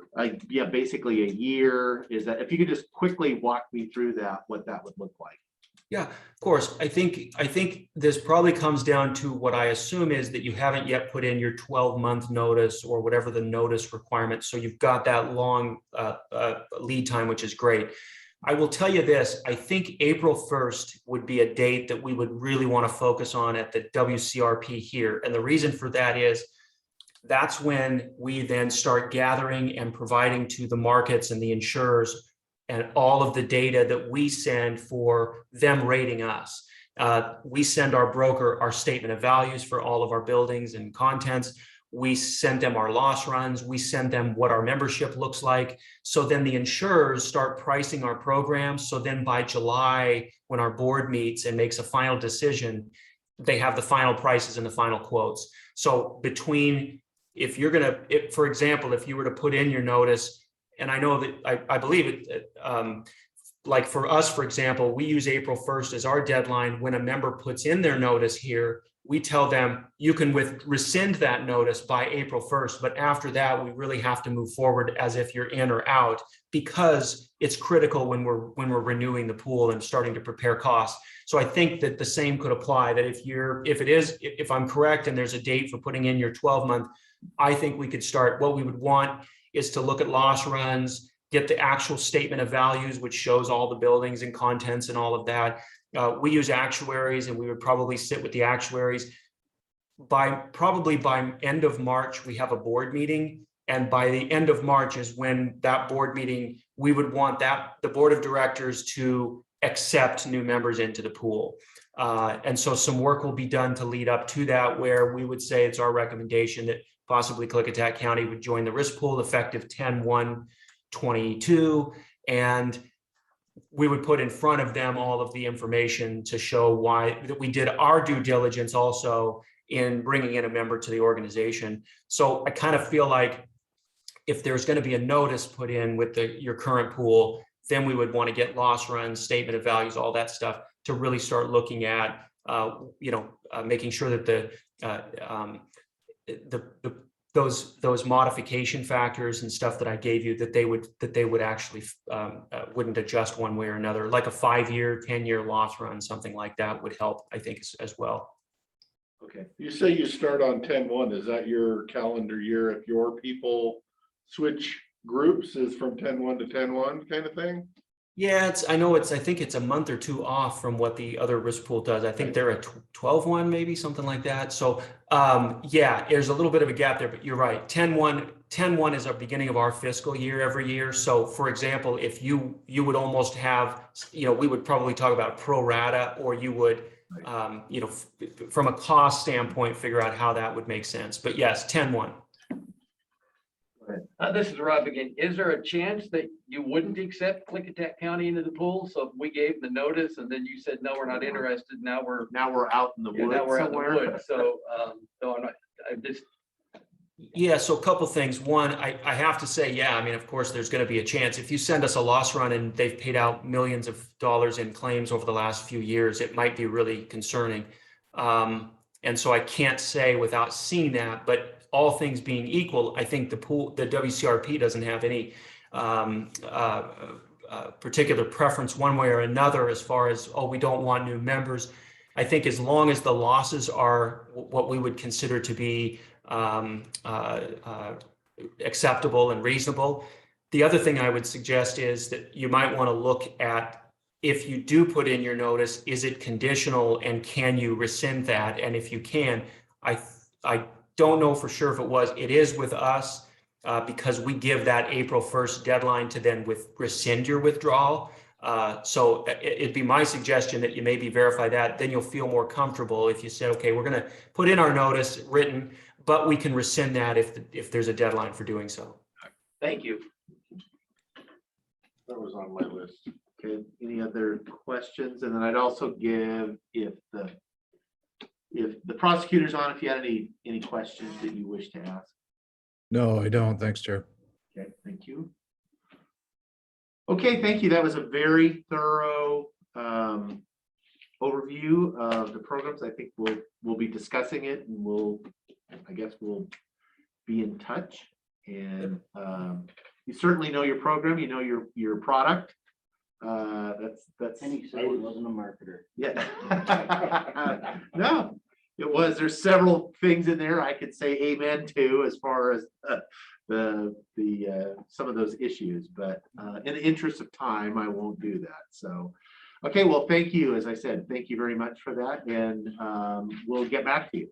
Of course, and if you have any follow-up questions, don't hesitate. Perfect. Great, thank you. Thank you. Have a great day. Thanks. I'm gonna move us along to our next item, which is under unfinished business. These are findings in support of the board's decision last Tuesday to deny the appeal and uphold the SEPA responsible officials determination for SEPA 2021-20 and granting preliminary approval to short plat SPL 2021-19, which is a proposal to divide a 21.39 acre parcel into 2 lots. The applicants are Gary and Judy Gottschalk. Just before we go on to that, yes. Did you want this back?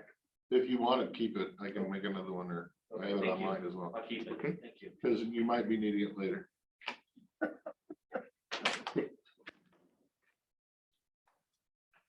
And I did see, I don't know if Denise is on.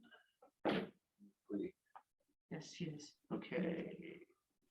Good afternoon, Denise. Yeah, you, Muted and muted again. there you go. Oh, I'm here. Okay, good. I just wanted that if there was any. I'm here to support or answer any questions. Okay. I looked through the draft findings. They seem like Resolution? they seem like they captured the discussion and the intent. So. That's you two. I guess. Yeah, wait a minute. Yeah, I realize you. So I'm open to a motion if we want. You got any discussion? You read the review? I did. And look good to you? It looked good to me. Okay. I can make a motion.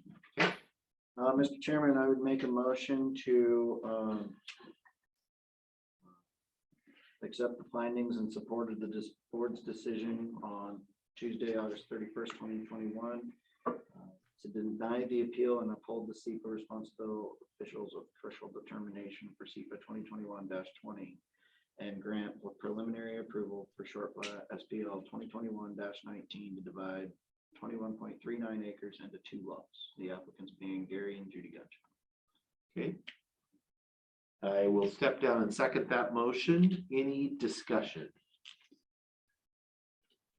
Hearing none, all those in favor say aye. Aye. Aye. Opposed, nay. Hey, Okay, motion passes by majority. Okay, that's that. So Thank you, commissioners. Thank you, Denise. One thing for the future though, so if one of us votes against, like, because right here, we've already made the motion that, last week we made a motion. And that was, in essence of the findings of support and all that. So now all we're doing is adopting what we've already done. Right. So when you're adopting what we've already decided, is that an instance where all 3 of us could agree to it because we're agreeing to those? if you agree to the findings, I would say yes. If Well, that you was don't what I agree was to the saying. findings, then Because it's I would 2 say no. separate motions. That's why the solar thing, we changed the findings so that all of us could agree. But we also, in that instance, we also, all 3 voted in favor in the first place. It theoretically, you could still be opposed and And And be- accept the finding. right, Yeah. accepting the findings. And that's where I was with the solar, is I disagreed with your direction, but I agreed with the edited findings. Got it. Okay. We don't want to go back and revisit. Unless you want to re-edit. the findings. Yeah. No, I think we're good. We're good. I heard Denise, this is Brett. No, I'm. No, okay, we're good. I'm listening. I'm ready to defend. You're lost there, Denise. Keep going, you're fine. You're fine. We're being consistent, Yes. with SEPA appeal planning process. Yep. Okay, I am now going to move us on. Thanks, Denise, to Human Resource Administrative Director Rob Van Cleve. Pre-budget preparation update. Good afternoon, commissioners. There's a few other things that I have that I'll start with first. We would like verbal permission for Jeff King to fill a vacant communications officer position. Employee transferred to another department internally, and so he has another opening. Oh, top openings over there. So it's budgeted and covered. It's just vacant. Yes. Thank you. On the budget schedule issue, Been caught. on the budget schedule issue, Do you need a break? too much coffee? Not enough. Not enough. We were able to move everybody that was scheduled on the 16th of September to one on the 30th, a couple departments on October 7th, and Public Works to the 14th. So we were able to move everybody So are we canceling the entire 16th, or was it a half day, or is it just gone now? full day. I think it's up to you, commissioners, Yeah, I but know. the chair's gone. So we were moved all. I have a board of directors meeting that we just forgot about. So I will update the budget calendar. Okay. Interviews were scheduled tomorrow, 9, 10, and 11. So I'll join you tomorrow morning. If you want to get here a little early, we can go over the questions, and I've got your packets ready with the scoring sheets and all that stuff. And I took the questions y'all sent and we came up with 10 questions. So we should be ready, good to go there. And then everybody's confirmed their attendance tomorrow. So that'll be good. And then the question that we wanted to ask you about was a process question, not a decision today. If the commissioners were to want to add a COLA based on some level of the CPI for non-represented employees, at what point in the budget process would you want us to bring that forward? I've asked the consultants, different consultants have different views on it. If you in fact accept and adopt the market study and you don't do some level of CPI, it starts to diminish the market study already because it's based on 2021 data. So if you adopt the study and then don't do any kind of COLA CPI and the other 11 counties do, then we start to whittle away at the market. So I've asked her what her recommendation would be. She hadn't got back to me yet. Or you may not accept the salary survey, and in which case you may or may not want to consider some level of CPI. When has the board historically decided on CPI? We've done it all over the board. Depends. That's the reason I bring it forward is last Yeah. year was then after the budget was pretty much set and there was concern we didn't want to do that, so at some point you factor it in the overall budget discussion. And if so, when? And that's kind of what I'm not trying to pin you down on a CPI or a COLA. I just want to make sure that it's in the budget numbers, so it's not a supplemental next year, ideally. Whenever that needs to happen, I'm open. I mean, would it be after all the presentations? Would it be, in conjunction with the salary survey presentation, which should be sometime early October? I think that's our target. They're working to get that. I definitely don't think we can do it before the salary survey is done. I like to have, all the available information that's there. And it's not very hard to, think about that COLA, the regular where the COLA has been historically. So like, I'm gonna be thinking about it the entire time through anyway. Yeah. Okay. So if we do it at the end, if we do it in the middle, the main thing I want to see is that salary survey, because, we can come in and bring our budgets, but if we're going to adopt that or not adopt that, that's gonna swing those budgets pretty much. Yeah, I'd be in favor of, I agree as far as like, we're not gonna adopt a budget at the end of the year that doesn't have it if we're going to do it. Where you're not gonna go, because that's not a real budget. It's like you've now adopted a budget that is inaccurate, that you're gonna have to fix in the first quarter or some, because we've done that. Sometimes that is simply, it's about kicking the can, to use my seatmates terminology, where it's there, there's this liability hanging out there. And I mean, there is some reason for Sometimes you that. have to do it. Well, sometimes you do have to do it, but sometimes it is also that if you front load it at the beginning, there is no reason to have to meet it's amazing. I can tell you the times that the board has done it after the fact and made people try to fund. We never had to fully fund the cost because departments either through reductions or things, they covered a percentage of that CPI out of their existing budget. And so overall, it was a net savings to the county because if you front load it where you're like, oh, the CPI is going to cost this much and you just automatically put it into the budget, it removes all incentive from trying to meet, if you're trying to keep things tightened down a little bit. And so that's the tool you lose, but it is where it's like if you're giving people a 2% CPI and I didn't give you 2% more, I just didn't even put it in there. That's a liability that's out there. And the budget really isn't balanced when you adopted it because you have this liability that you can't cover. But if you just put as long as it's in by the time we're done and we can all add it in at the end, that's fine too. But I kind of like Jake, I'd like to see that or handle that when I see the salary survey so I can kind of get a full grasp on everything. And October's not too late to add it into the budget when we do it. So. And it won't be unlike the unions. I mean, we don't know until we're done negotiating what those numbers are. So it'll all kind of hit about the same time. And that's fine. All that great news all happens simultaneously usually. and I haven't ballpark figure, but. Never say it out loud. Never say it out loud. It's because we're in negotiations or we will be. So it can be anywhere from nothing to something. I thought you were getting ready to say something, but that is your way of not saying anything. Yeah, it's somewhere between nothing and something. Yeah, I mean, I would not entertain the discussion at the very earliest until after we get the survey. Okay. Good. Well, that way we can plug it into the process and not make sure we don't get past it or miss it. And then say, oh, we got one more thing we forgot to. Trying to avoid that. Okay, thank you, Commissioner. We had some public comment today come in.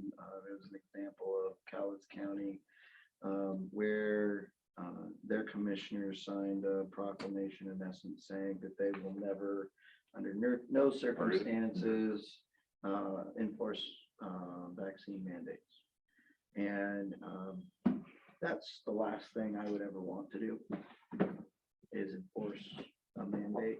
But I'm a realist and I know that if the state or the feds want to put the screws to local rebellious governments, the way that you do that is with money.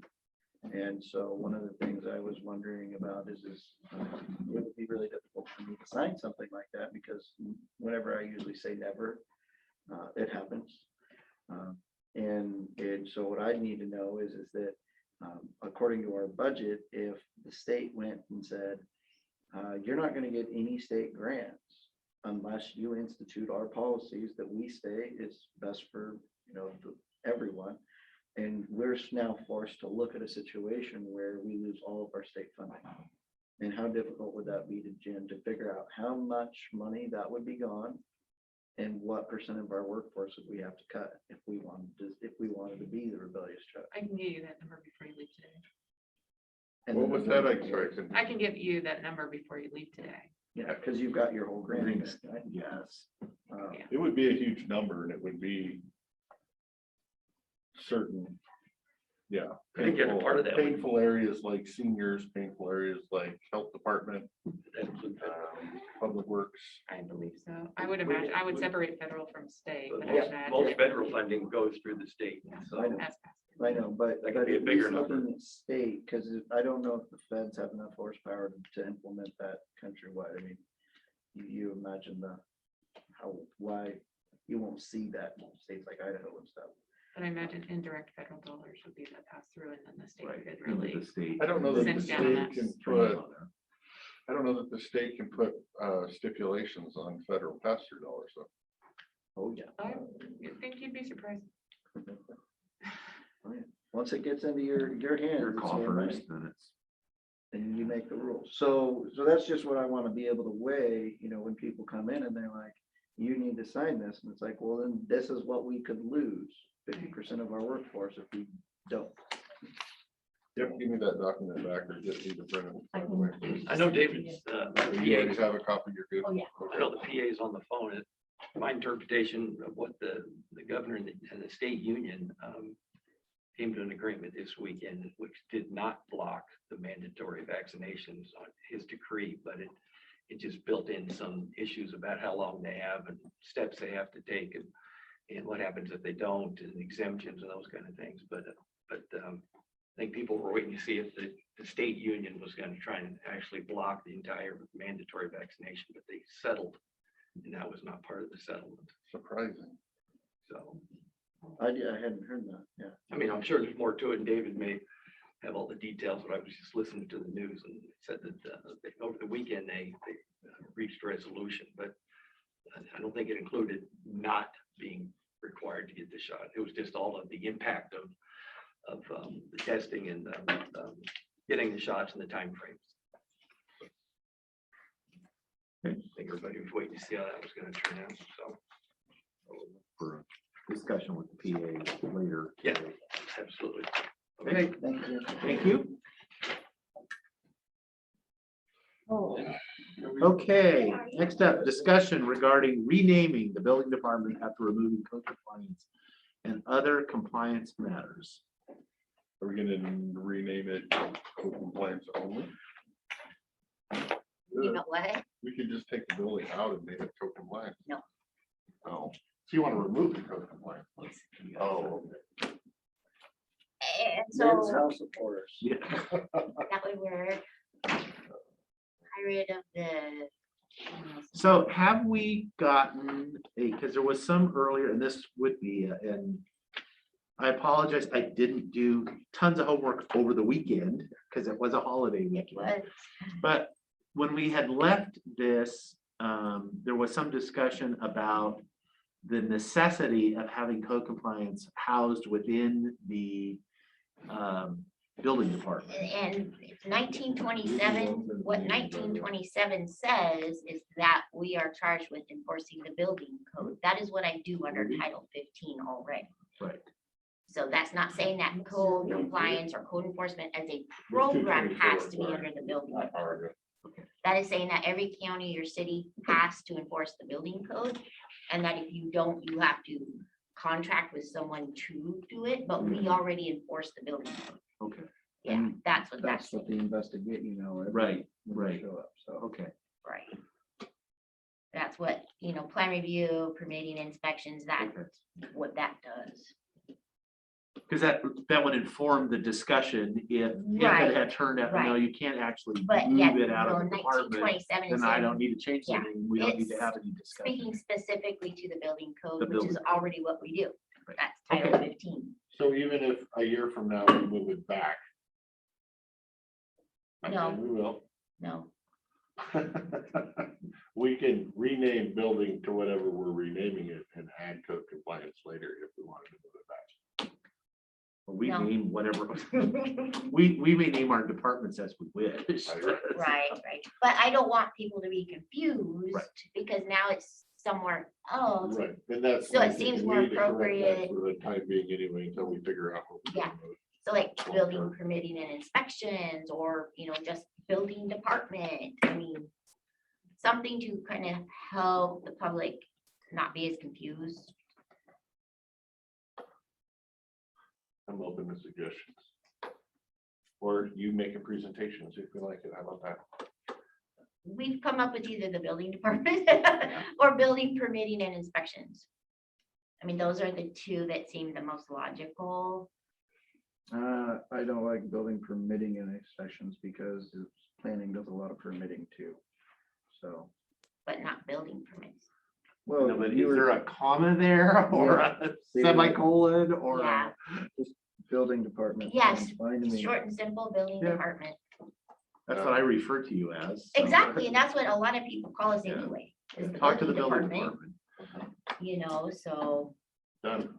okay, and then just building director. I mean, that's what everybody calls me anyway, so, Right. all right. building Directors, strip out the other, we never said the last part of the rest of your Yeah, title. I mean, it was on business cards and Right. You on, will have to have some new card printed. well, I'm gonna wait for the new address. There you go. But, Oh, yeah, they're gonna redo all business. first, huh? uh-huh, yeah, Yay. we'll have new address. So, okay, so that's done. What other topics? The other topics, yeah. The fine packet of garbage that I handed all of you Yes, I guys saw that. already. Return. No. Did you not get one? Oh, there was one over there, probably buried in her stuff. When did this come out? This morning when you sat down at your desk. Oh, never mind, it's on there. Dig back through. It's like an archaeological. It's an archaeological, it's way too much information. It's pretty much the same information Lynn just gave you. But in paper form, we're going back to the manufactured Right, old housing Yeah, old. Did you get the email I sent you? today, yeah. Okay, Like I said, it has some of the RCW, the same thing. it does, yeah. So essentially, what it comes down to is, like Lynn said in that first RCW that I highlighted, we can have an ordinance that says that all manufactured homes coming into the county be new. We can have an ordinance that says they have to be put on a permanent foundation. We can say that they have to apply with all standards, which would be energy efficiency, snow load type of stuff like that. There's a lot of things we can do, and it looks like it's, and that's for manufactured home, which is a double wide. No, single wide is a separate deal, is it not? Single wides can be manufactured homes, but some areas, what they have done is said it has to be a new, that email I sent you just to review kind of breaks those Okay. definitions So down. if you look at the second page of RCWs, I have it copied there, where it says is comprised of at least two fully enclosed parallel sections, each not less than 12 feet wide and 36 feet long. That is the definition of a Of manufactured a home. designated manufactured home. So what some areas have done is, say if it's not a two sections, that it can't be less than 14 feet wide or something like that, because say ADUs, they're gonna have to be a single wide for them to be Right. approved. To But some then degree. what the kind of proposal language I gave you to review before, we did a presentation or whatever. We could use the language of two sections that are no less than, Right. 12 by 35. The reason this is being- Unless you get a conditional use permit, well, because an ADU is a conditional use permit. Right. The reason I talked to Ron Dish, who is the L&I guy that does the inspections of our mobile homes. And from him, and this is not, trusted and verified, we are the only county in the state that allows this garbage to come into our county. Yakima County is also really bad, just not as bad. Everybody else does not allow this quote unquote, his words, garbage to come into the county and create code compliance problems later. The other counties, according to him, again, this is trusted, verified, have all put in stipulations that say you have to meet current building code, you have to meet current energy efficiencies. That way they can't bring in this 20-year-old single wide junk, throw it on a few blocks and, make it a chicken coop or whatever they're trying to do out of it.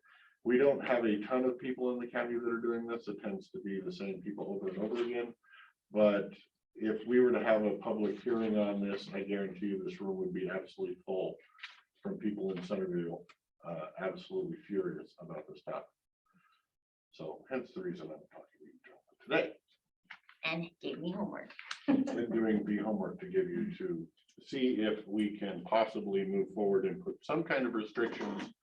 I don't want to, some people take, might get an old manufactured home from somewhere and bring it in and bring it up to code and make it a nice livable house, and they saved money, and it's a nice low income house, let's call it, if there is such a thing. And I don't want to restrict those at all. I want to restrict the people that are bringing in garbage with no plans of fixing it up and making it a HUD house, you might say, to be a slumlord and or park their chickens in it, or, you know, whatever. And that's where we have to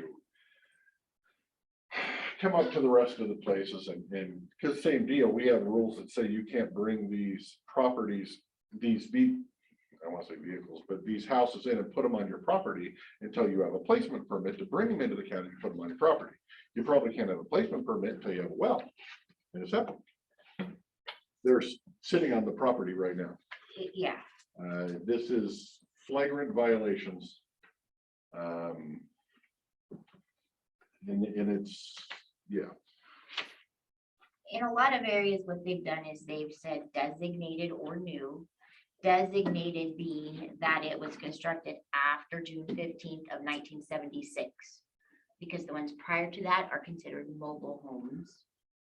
And that was before, you know, some of those HUD Right. rules started coming into But I don't place. know that I necessarily want a 1977 brought in either. So Correct. we need to go. a But little then more. there's that other language that they've also used, is that it has to have wood, shake or shingles, exterior siding that, you know, looks similar to conventional site-built homes.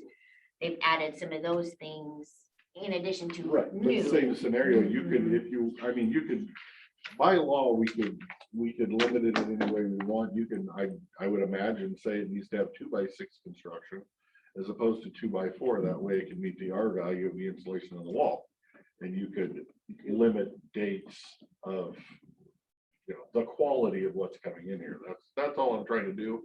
I don't care how we get there, whether we do it via snow load, whether we do it by, must be a double wide and not a single wide, because by the letter of the law, you can restrict non-new anything. So if we want to say, you know, you can have used double wides, just not use single wides, because that's the problem. But manufactured homes would never meet snow load in a lot of the areas. They'd have to do a roof over. But they could meet energy efficiency, which is where LNI says Theoretically. the other counties have done is the energy efficiency. Because the newer ones are built with the wider studs. So the first question, I want to be trust but verify. Right. That we have the authority to restrict placement of manufactured homes to only new models. It's right here in the RCW. Well, I also know, I realize that, but I also know RC, especially around this topic, there's like, except for, and There's this, footnotes, but then there's also the MRSC topic on the matter, which limits it to 5 you items. didn't give me that. You didn't get the MRSC? Sorry, there's your MRSC. So it's on the back. I would have brought my whole pile if I knew. Which lists. That's all, again, I'm not They're saying I'm listing the opposed to same 5 topics as that RCW, Right. where you can restrict. I just know there was some pretty, you know, this has been a while, but you know, there was, you know, places that tried to even limit, like you just couldn't have manufactured homes and you're not allowed to. Right, and that's why they wrote that RCW, is to make sure you can't do that. Because they were trying to outlaw all, period, no matter what. And there's a Senate bill that I have printed out too. I just did not bring that pile. Because I thought we were waiting on it. Yeah, no, I figured we got a minute. I want to Yeah. make sure that me and you are not spinning our wheels on this. True. If we haven't like brought on them, then there's no reason for us to. Right. continue. And this one says a city or town, but there's another one that says county.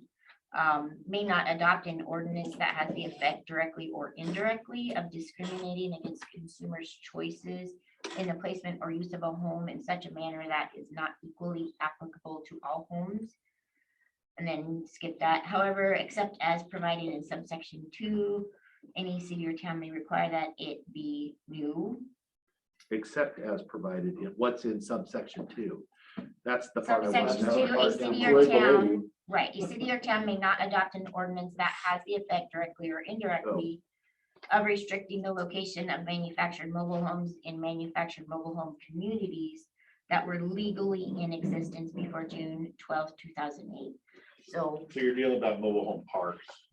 so the ones that don't qualify to be put on your 5 acres, we can't limit those to be placed in a manufactured home park that was legally created before 2008. Right, and I'm not looking at restricting anything in a manufactured home park. So you could bring in an old manufactured home Just put it in. and put it in a manufactured home park. Because by this RCW, I see that they say yes, you They can, say yes, you can, and you can also I don't live like in it. RV. but I can't change that. If it was legally created before June 12th of 2008, any that are created after that, you can limit So that's the subsection. for the age of homes, yeah. So you can still limit and not take 1977 model. Right. You can go back to 2008. What do you think? Do you think putting a limit saying that new manufactured home placement permits are gonna have to be for a new manufactured home? Because we're getting quite a few placement permits a year, don't we? A lot, yes, we're 100 and something What already. percentage Yeah, of are those not- used? Are used. No, I mean, we don't separate those. I haven't separated those out. I'm just saying placement permits. I could go through and see how many are new versus how many are not. I think that would be really important, actually. Okay, Because if half of them are used and people are getting placement permits, then there's demand out there for affordable housing that's coming from somewhere else. And can you do some more, can you do a little digging on as far as the verifying Mr. Dish's statement that we're the only county? I Because can. I am, Mhm. I don't like being the only county for anything normal. Actually, you kind of love it. Well, Sometimes. everybody else Yes, I is out can. in the parade when that old mobile home's getting Yeah, hauled out yeah. and it's coming in. Yeah.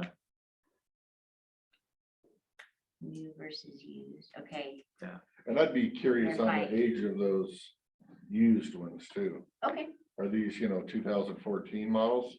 I don't have a problem with 2014 models. Yeah, I have because a I'm problem curious, with the what are people 1985 doing model? with, because there is a aftermarket as far as used, because I see them They buy advertised, for $4,000. something that maybe it's 5 years old and they're building a house I can now and do, they're, like- so those must be going I said, somewhere. I'm fine with putting a date range on it to get rid of some Yeah, of you that want to do old like say stuff.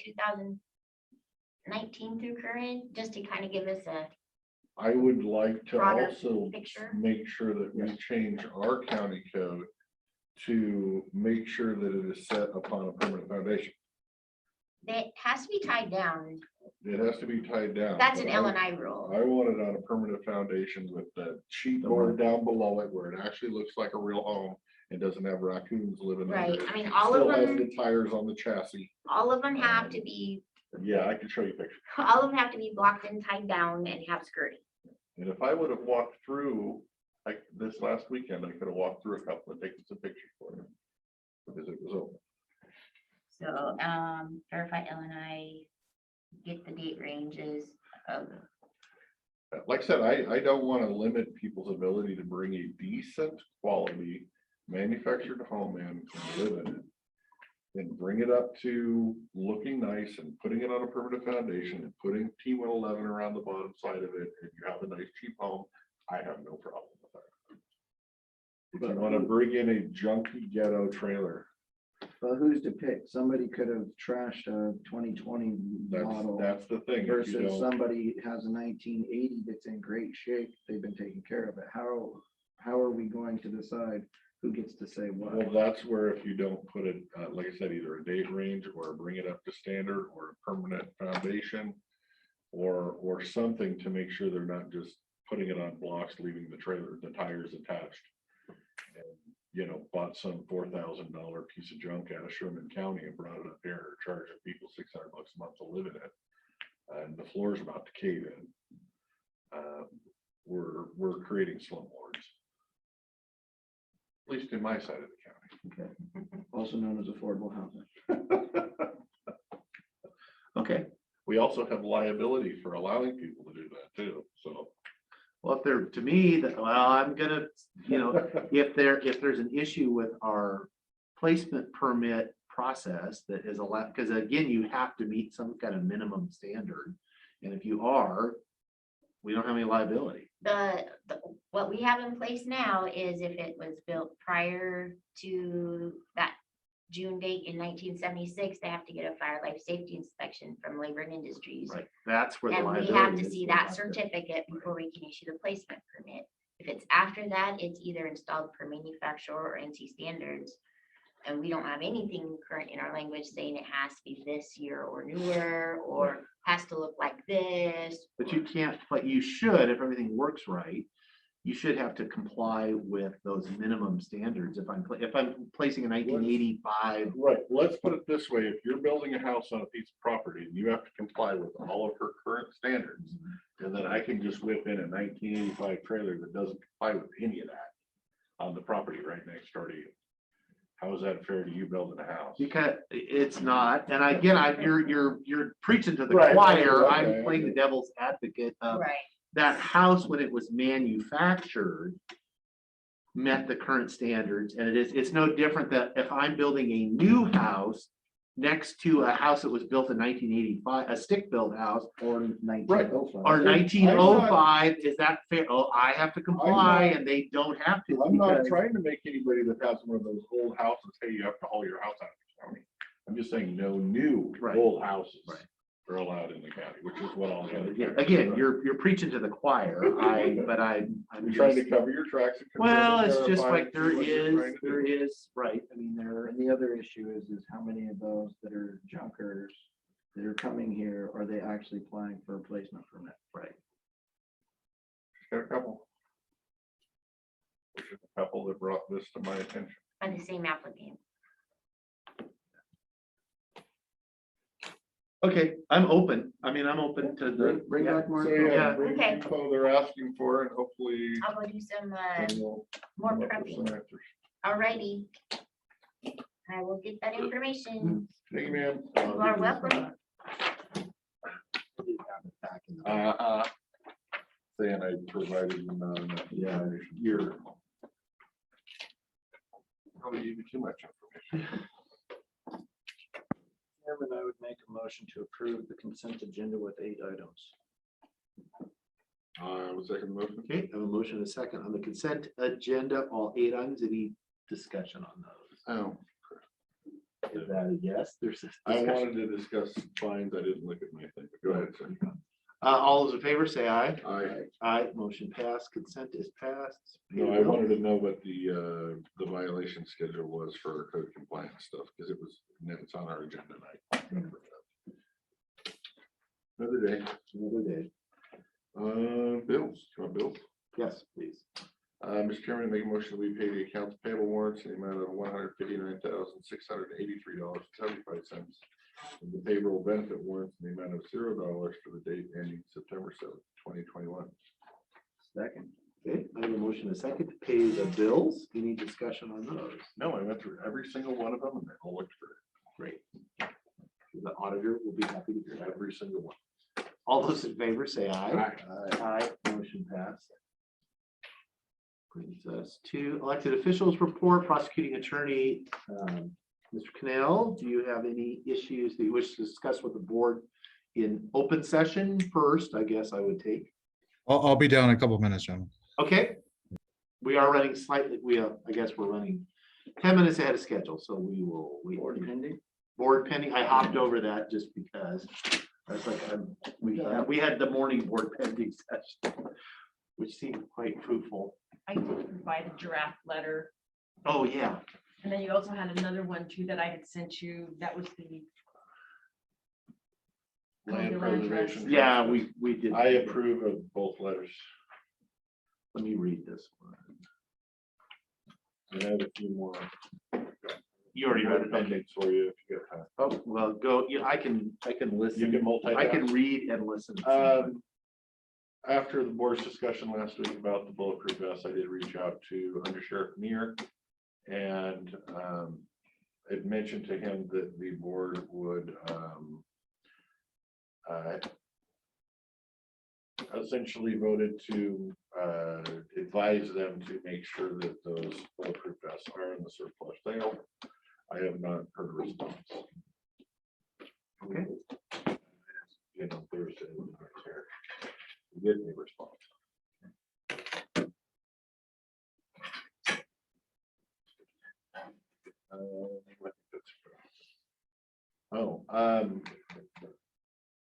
My personal phone number is not on the emergency contact list. And I noticed that there were some other phones that were extinct. They're not even here now. Can we update the emergency contact list whenever you get free time? Perfect, thank you. That's it. Do we need a motion to sign that? Yeah, do you want a motion to sign this letter? No, or we what? don't need- We can just sign it. Okay, yeah, it looks good to me. Looks good to me. Can you put, make a real one Yes, I will, yes. before we leave today? It's fine. Yes. And Prosecutor? Before, when we let them know, we should let the bottom.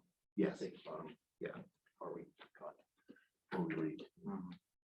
Give me Prosecutor Connell? approval authorization to post a legal admin combination victim witness assistant position. So the legal admin assistants, 36, hopefully steps 1 through 5, and then the legal admin 1, 2, or 3, depending on qualifications from where it's 35 to 37 steps, 1 to 5 if possible. Okay, you gotta start out at 1 to 5, do you? We just corrected the last two to go from 1 to 3. Really, first, But but if go 1 to 10, would that be better? or- no. No. You're, My email's not going. Bing, bing, bing, bing, bing. Yeah. I didn't hear anything. Is this to replace a position for somebody that left, or is this a new position? Yeah, I received resignation effective the 15th. Okay. Now, No, we the have only- the more only- elaborate setup to get a new FTE. I can assure you that. I would, because of shortages in his staff. In this regard, I would be willing to accept a 1.5 or a 1 to 5 to help him speed the facilitation of finding someone. okay with that? I'm trying to remember what we just did and how much flack we'll get. 1-3. Yeah, we just. I'm the one that's been pushing for 1-3, which is why I just stepped on the grenade for you. I'm not aware of any that conversation. No, all it When is I that initially- we had a discussion before, it's just countywide as a policy. We initially, it used to be when you had a replacement, then you advertised at step 1. Right. And then it was like, obviously, we weren't getting any qualified people, and as a routine matter, people advertised on 1 to 3. And then we had several requests that came in that said, I really want the flexibility to go from 1 to 5 to see, or 1 to 7 to get more, and so 1 to 10, we just heard. What I So, do normally for years. Right, so then I made a statement about it on the last couple, and kind of, one of them was 1 to 4.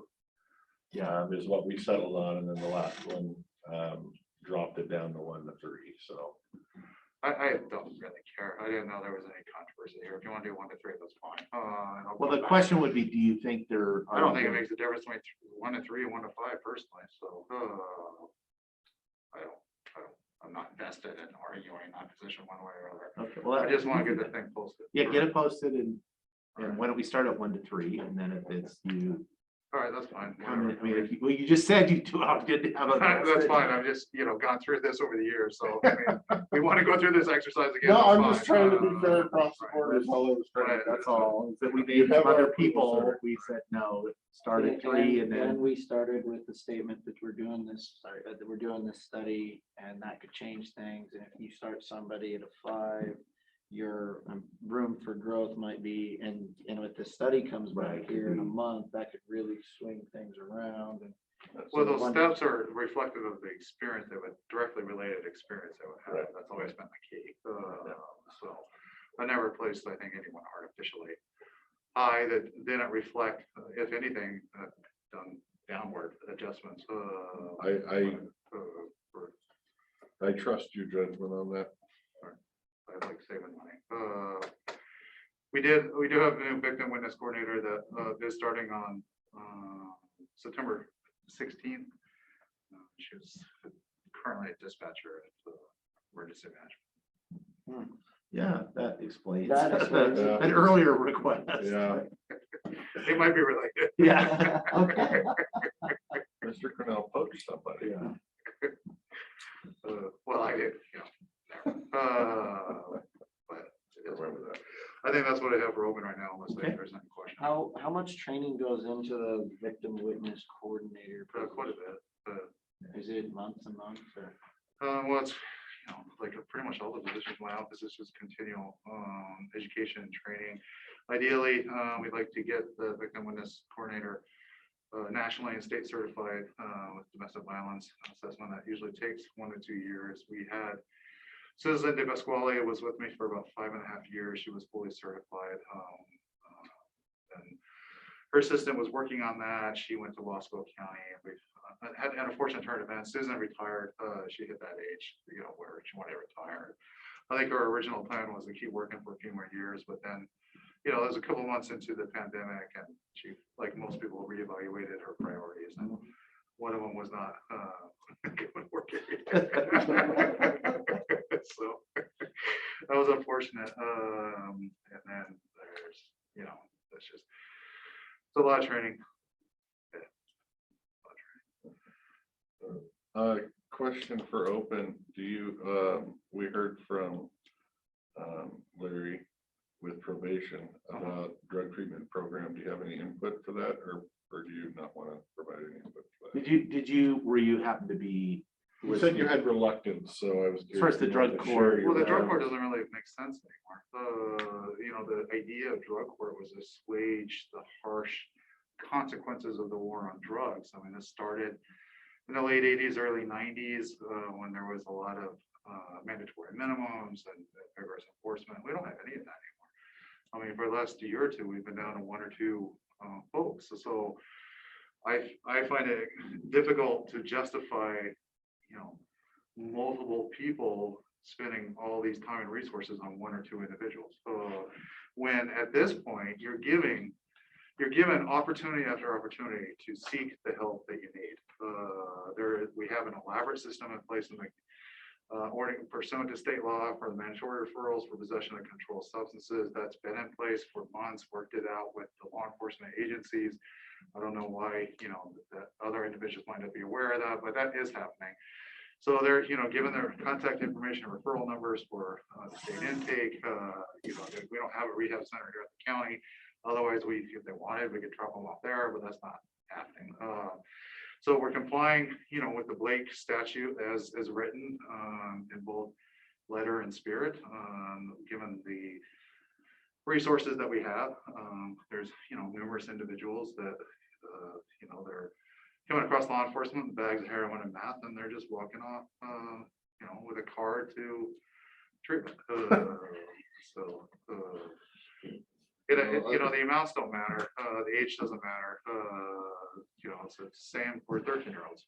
So 13-year-olds will get the 2 referrals from contacts with law enforcement, but then their first contact with the criminal justice system are subject to mandatory diversion. So the 13-year-old with heroin problem is going to get 3 chances to have referrals to assistance before charges could be brought, and some more. Kind of the carrot and stick. The stick can be quite effective occasionally with some individuals. With other individuals, that the carrot suffices.